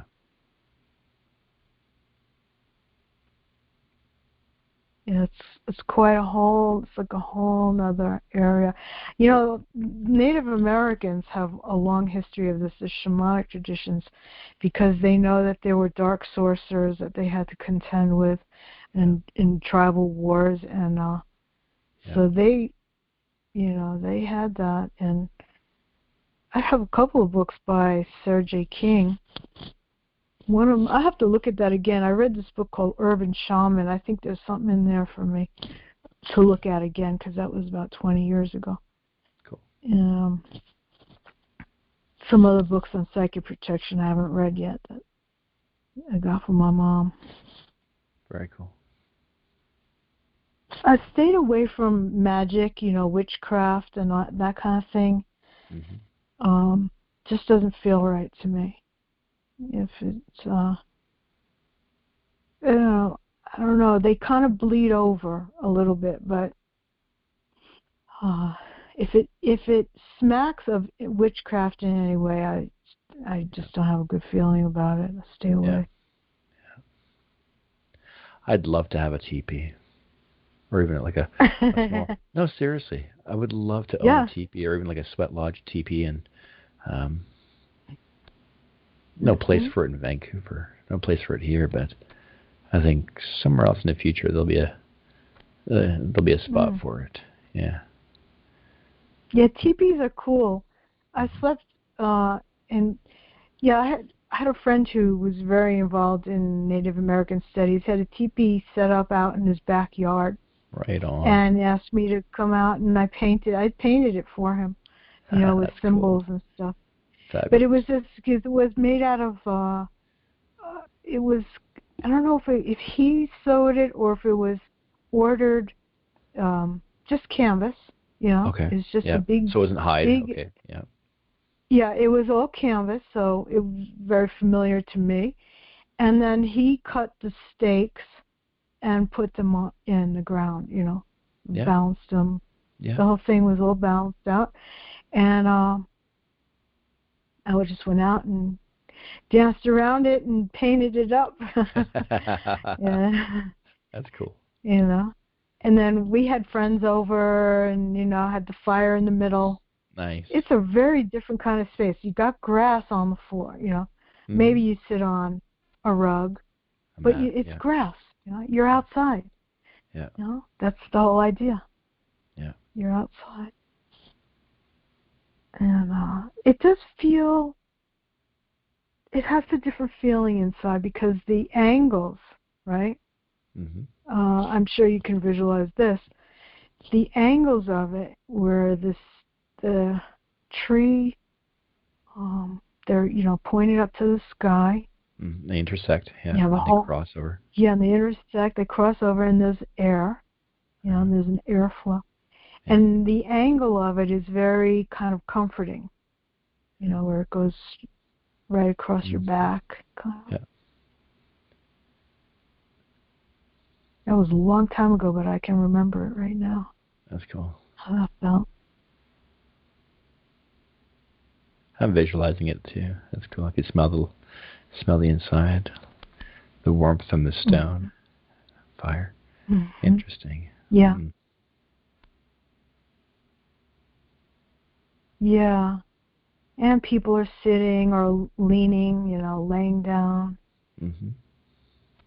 It's kind of intimate. Like if you're in there with people you don't know, it's a little uncomfortable. Yeah, and that's why basically I think it was people of kin or that you resonated with. You knew that they were clean, they didn't have, physical ailments, they weren't diseased, or they didn't have attachments. And because but you were intimate. Yeah. You were clean. You knew. Yeah. And that's because you communicated not just through verbal, but through heart. We've lost a lot. Yeah, we don't have any of that now. Yeah. People live in their square, rectangular houses, and the angles are all wrong for intimacy. It's all wrong for energy flow, because the energy gets stuck in the corners. Yeah. That is true. That's why I didn't pursue architecture. I couldn't build what I wanted to. Oh. That's why I took a different path. So Laura, no corners. And it's great because she can't respond. So don't build a box. Build something cool. Get a Bucky house, yeah. Seriously, yeah. Wouldn't that be cool to build a dome? And you just have to cut triangles and just paste them together in a dome shape. Super strong, too. It's effective. Its heating is effective. Is that, you say it's easy to do? I mean, it seems, it looks complicated to me. You just replicate. You cut all the forms, and you have the intersections. Basically, you can even buy kits now. Just a locking center where the beams join, and then you tap the screw, and you put a bolt or a screw depending on the size of your building, and then you're just going to sheet it with. You can start with sheeting with plywood, and then build your insulation from there. And they're just triangles, basically. The smaller ones are triangles. The large ones are penta or hexagonal in shape, depending on what you're building in size. And you can build amazing forms. Simple, super strong, super efficient. Center for a stove or off to the side with a reflecting wall, maybe. There are echo lodges where they're just geodesic domes, and they're all over the place in Norway, and you can look them all up. They're really efficient. They're cool. Low maintenance, but they want people. I like what you said. I like what you said last night about different materials. Like, say you use maybe stainless steel at the base, or you want something a little stronger. So maybe you do a few layers of stainless steel, work your way up, and aluminum. Put some glass in there, of course, because you want light. Yeah. And then have places where you get solar. Maybe. You can have passive solar built into that too, like the windows. So you have, so the windows, you get passive solar, heating, and maybe dark, looks like a brick that would absorb the heat, or tile, like some kind of. You need a heat sink, stoneware. A heat sink that basically draws in the heat. You can retain it, and it'll permeate through the structure. I think there's a market for small, compact homes that are self-sufficient to that degree, in a sense that they function so that you don't have to be too exterior, meaning you don't have to run outside to the outhouse because you don't have a septic system, but something that is self-contained, that has a small pantry, that is done in a safe way, that it protects the utility of the home instead of just putting it together. A lot of these things are just put together, and they're done very poorly. When you start using materials to address our concerns, targeting, sabotage, break-ins, use of cheap materials, toxic materials, use things that are high-performing in a way that is a small, tidy package. I think that would be amazing. I think you couldn't build them fast enough. But a small little wood stove in the middle, it'll radiate, that you've got the shielding for it, and the wood is already dried out, and it's radiating in. You've got I think you'd probably have to use a propane fridge if you're out there. You wouldn't have electricity unless you've got solar enough to run it, a bank of batteries. So you'll have the main house, but then say below it, you'll have an area where you'll store a lot of tools, accessories, your batteries, things that still need to be insulated, but that don't have to be in your living space. So that has to be drawn in, right? Right. So, I think basement is a great. You can do, canned goods, storage like that. Yeah. Backup supplies,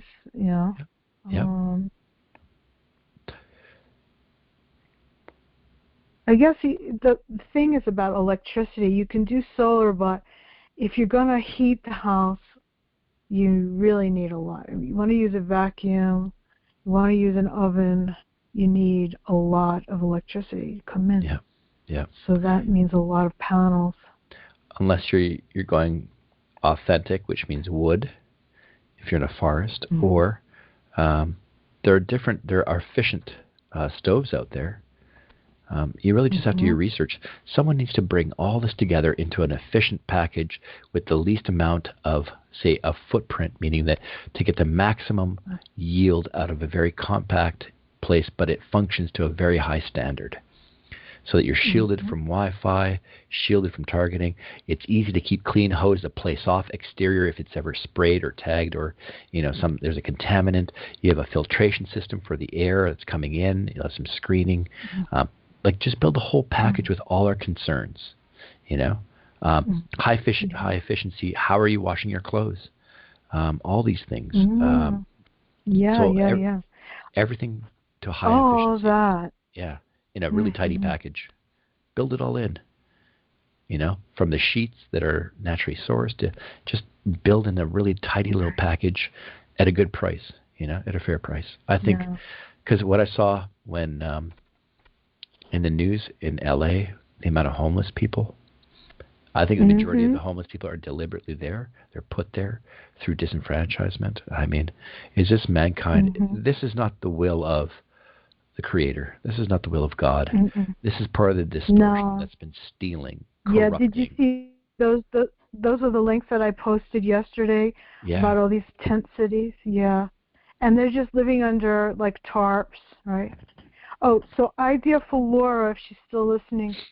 Also, another thing, if you're not going to do the Bucky idea, I've seen houses, New Mexico is very creative, and I saw one place that was built out of old tires.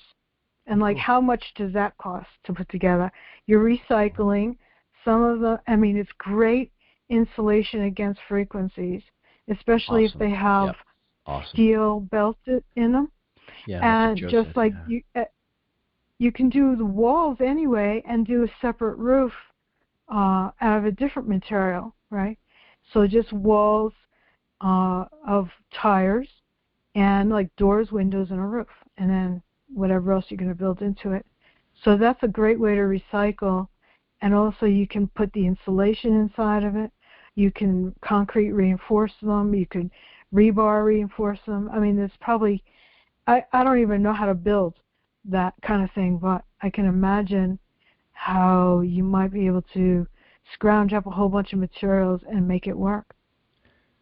So just an idea for Laura, if you're in there. Corrugated steel paneling is cheap, affordable, easy to mount with metal tapping screws, and you can screw that to any type of frame. That should help with shielding. You can insulate that from the inside out too. It doesn't look very pretty, but the Australians, they've taken it to a whole nother level. Some of the stuff is really modern, looks sharp, and it's a very basic material that you can find anywhere. Corrugated steel paneling. It looks like a potato chip. It's got the waves in it. Yeah. I know what it is. It's great shielding. Yeah. And these containers. I've seen some beautiful container homes, which are like, put 2 or 3 of or 4 of those. I think they go maybe in even number. So they put like 2 or 4 of them together, and then open up one side, and it's a porch, and open up one side, and it's just glass or partial glass. Yeah. Yeah. And a big living space. And it's solid. There are companies now that produce these homes. You just have to pick out, you go in there and it's almost like a catalog. You pick this out and that out, and they manufacture it for you. And then they just drop it on site to a foundation. Yeah. There are lots of these companies. There's, I think, several here in BC. They're all over the place now, even Europe, because of the effectiveness of these things. Basically, David Allen Miller. Are you familiar with him? He was on a call. He's in Oregon. Wonderful man. He's actually very famous.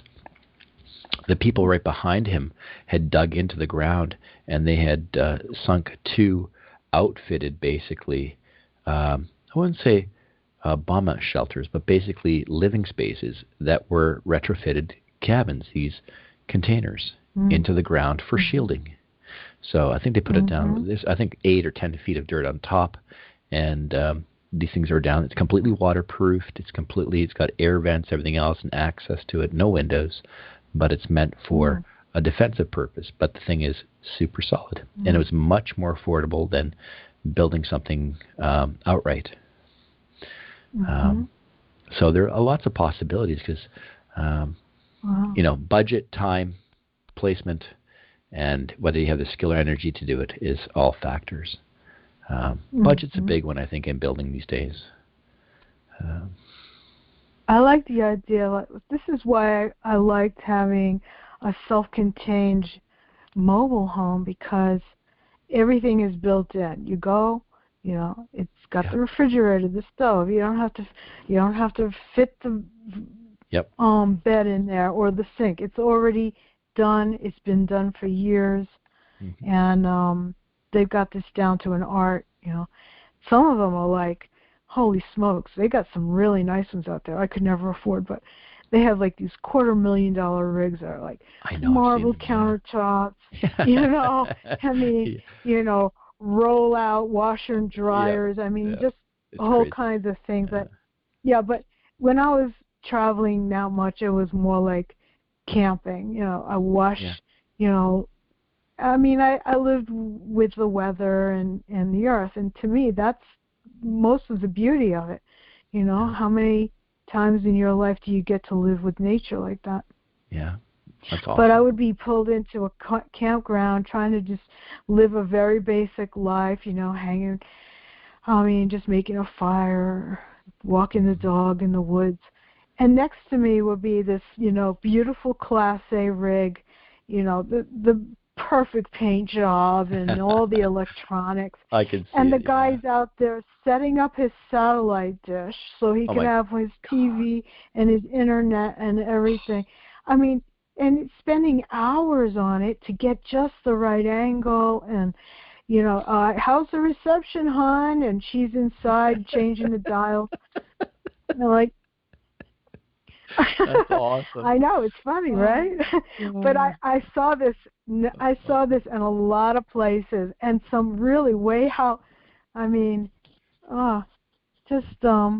but I called those people just like the weekend warriors, because we got to use this rig. We spent $250,000 on it. When are we going to use it? Okay, let's do it this weekend. Go out there, load it up with all the toys. But look at the mindset. They think it's okay. Look at the resources needed to create that. To do what?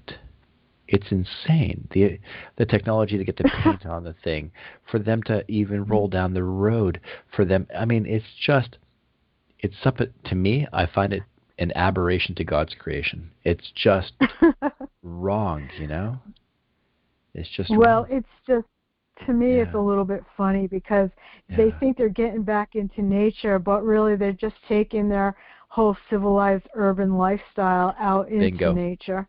Bingo. Instead of you're not going to hear the birds. You're not going to notice the little geckos who's planted himself underneath. We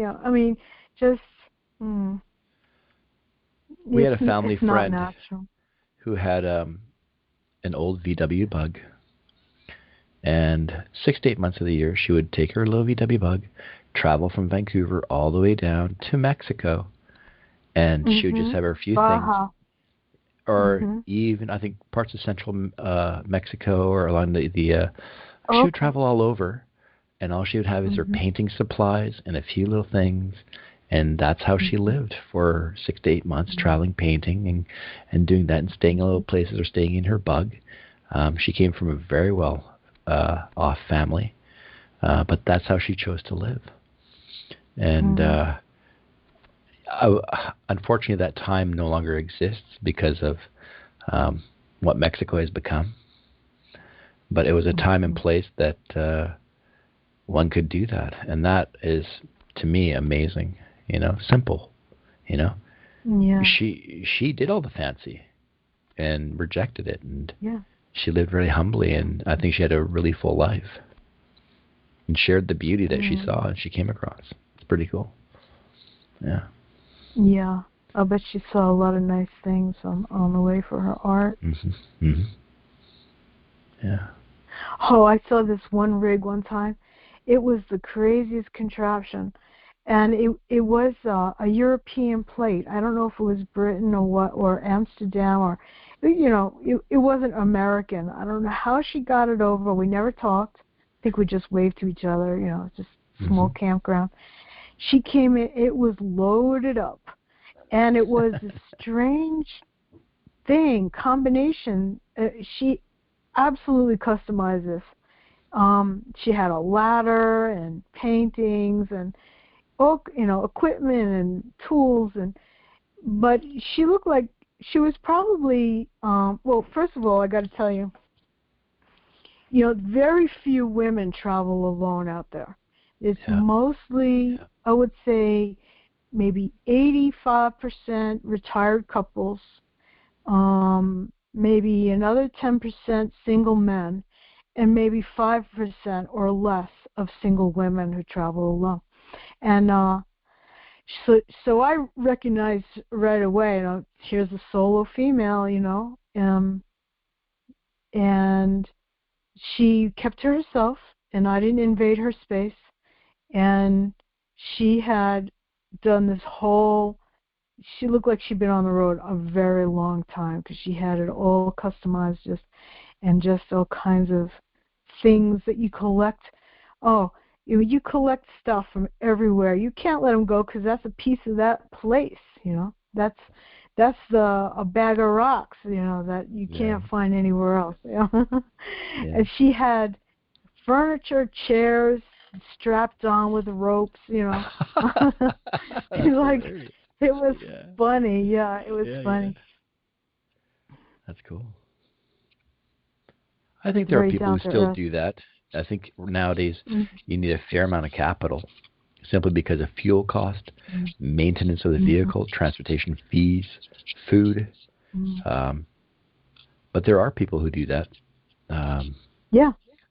So I know. It's a whole nother level of lifestyle.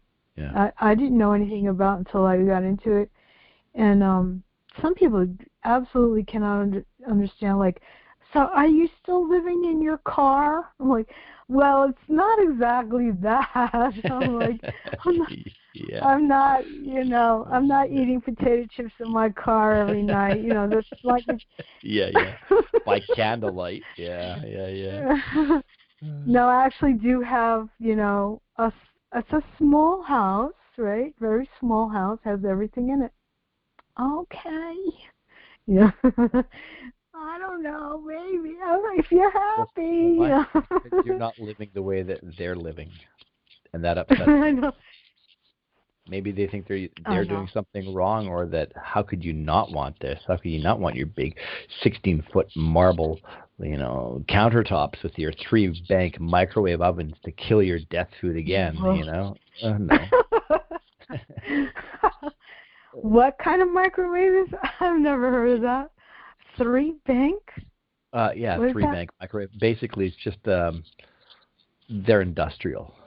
They're using commercial kitchens, but a lot of people use commercial appliances for the homes because they operate better, they last longer, they're a little more pricey, but they're built better. But you see these homes where they have commercial kitchens, and they never use them because they cater all the meals, and So, yeah, it's just part of it's part of the distortion. They provide all these infrastructure and all these goods for a certain outcome, and that outcome is just very one-sided. It doesn't serve the greater good. It serves a very narrow spectrum. I'm having a problem with people conceptually. I don't go out and hurt them, right? It was conceptually the people who have these super posh homes, these super posh lifestyles, and posh, everything, like super glammed up hair and makeup and clothes, and they're completely disconnected from the earth. I mean, maybe I'm being a little snooty about that. Okay, I live in a house. I have a ceiling fan. I mean, but I don't understand it anymore. You're the anti-snob.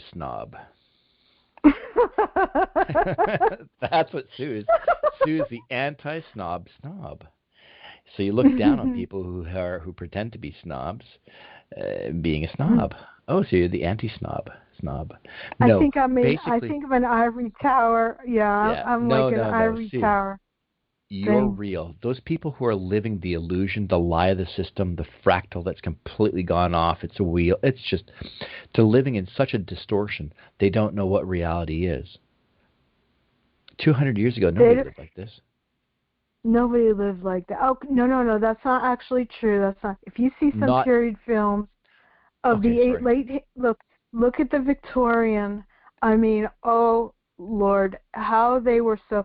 Did you see what those women had to wear back then? Yep. With the corset that tied them up so they couldn't breathe, and then the big poofy dress that you couldn't walk in, and it just that was a little overdone, you know. But that's in those part of the days. distortion, right? That's part of that distortion. Yeah. It has Yeah, nothing it's just to do a with different style. exactly. And it's just gotten to a point where, you know, this is what they're peddling, you know, this is what they're pushing. For what? How many people say they have a connection to God and creation? I think many people are from it. Yeah, and it's been going on like that a long, long time. Yeah. That's Every true. age has its, you know, people of the wealth, you know, the aristocrats. Yeah. And they're above everybody else. And then there's all the worker bees and all the slaves. Yeah. That to me is wrong. That's all wrong. Or how they treated the animals, like they have no intelligence. You know, cows Hunting and horses parties, hunting and parties. pigs. I mean, they still have hunting parties. I mean, are you out of your soul? How can you do that? You're not They starving. are out You're of not their feeding souls. a tribe. Exactly. Yeah. Yeah. Yeah. I know. It's terrible. But we're here to change parts of that. But if you look at a wolf pack, I mean, they are a hunting party, although they're doing it for food most of the time. Survival. Lion pride has to go out and hunt. But that keeps nature balanced to a degree, where it's self-regulating in that way.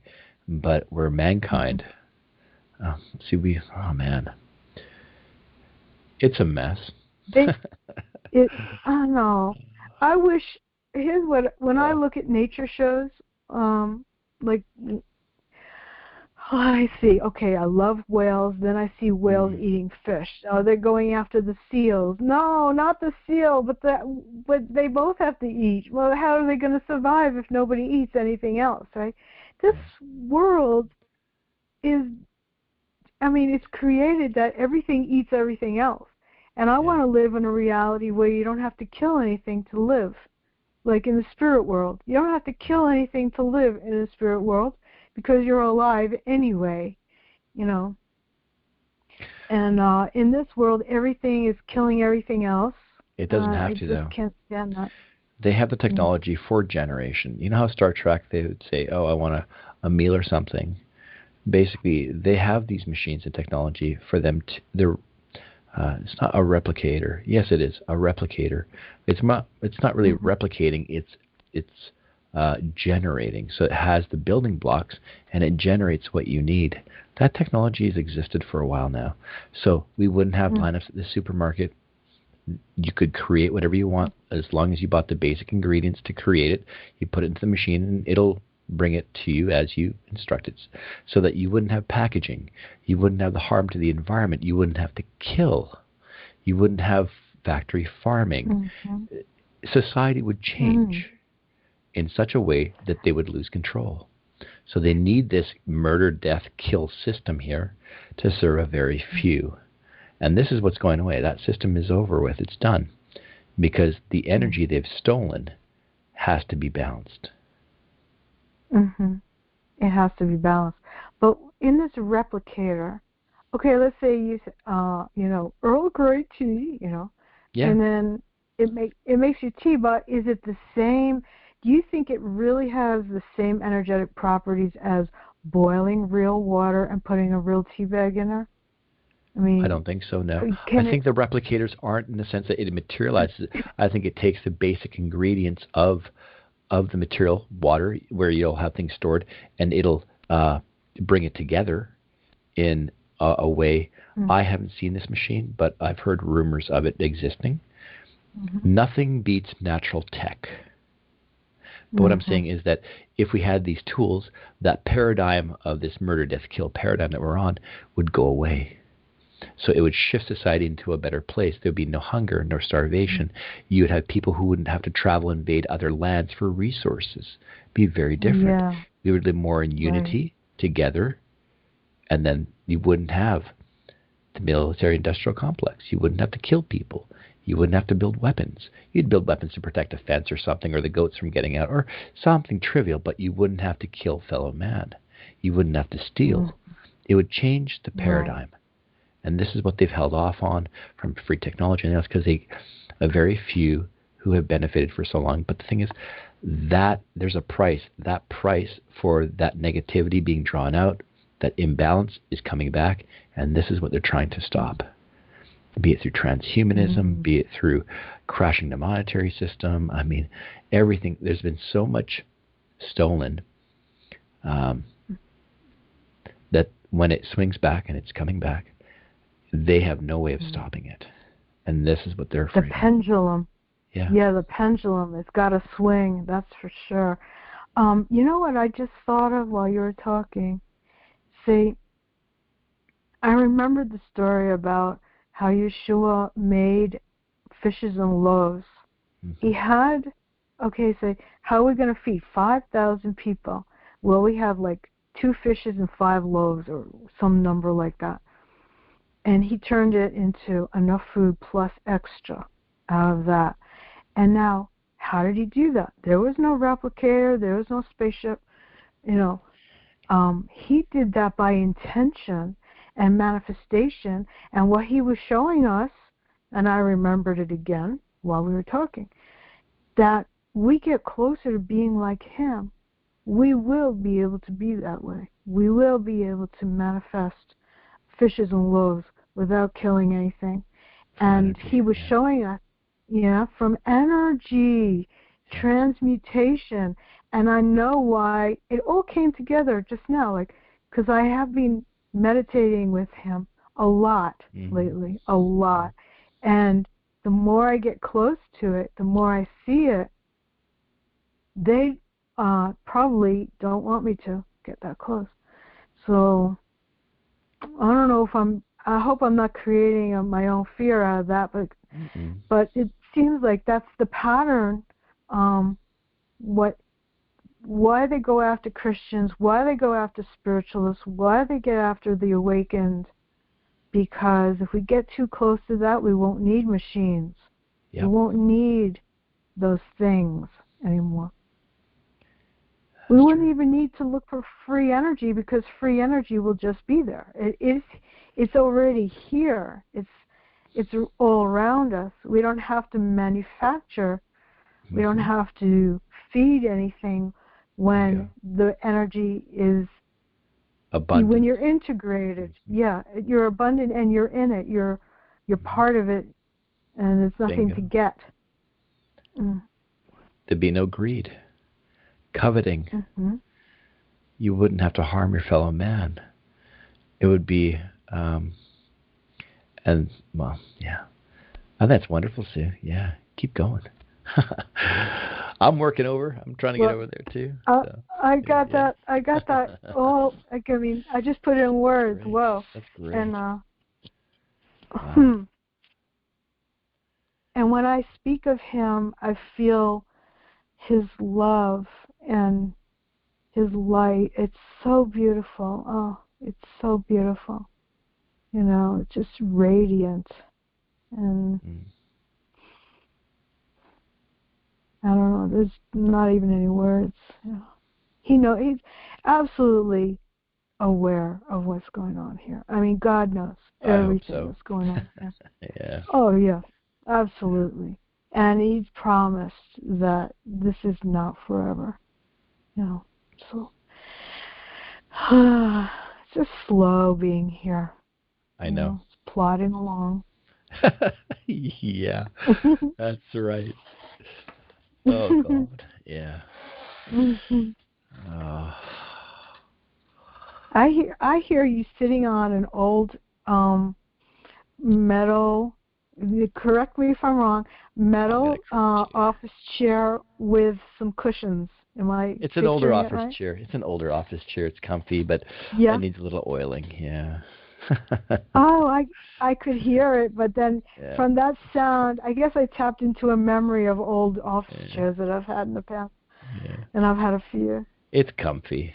It's good. But it creaks. It needs a little bit of maintenance. I have some old banker chairs, the old ones, the wooden ones with the, I think they're their first quote office chairs, and I haven't had a chance to restore them. They're actually really nice, and I want to do something nice. I'm going to stain one maybe like an emerald green or something, and then modernize it a little bit. But the wood and the way it's made is beautiful. I haven't had a chance to get around to it I this love summer. those. Yeah. What if you just stripped them down to the wood and showed the grain and everything? Yeah, that's exactly what I want to do.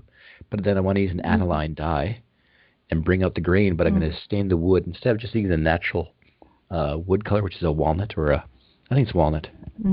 I want to give it a light dye, and then I'll put a finish on it. So I'm not going to block the grain. I'm just going to enhance it. Oh, Yeah. I see. Okay. Yeah. No, it's not going to be just a flat green, like No. army green. No. Like I've No. seen in some place. That would be just painting it. No, this is just staining it so I can see the wood grain pop up. Yeah. Yeah, nice. That sounds good. Yeah. Just didn't get around to it this summer. Oh well. We didn't even have much. There's only so many projects. Yeah. I know. Yeah. So. Well, I think this might be a good place to kind of roll down the shades on the call. Okay. So. Unless you have, I don't know, I just got to that I'm point. good. I was like, I'm good. It's good. been Yeah. It's good. And let me do that.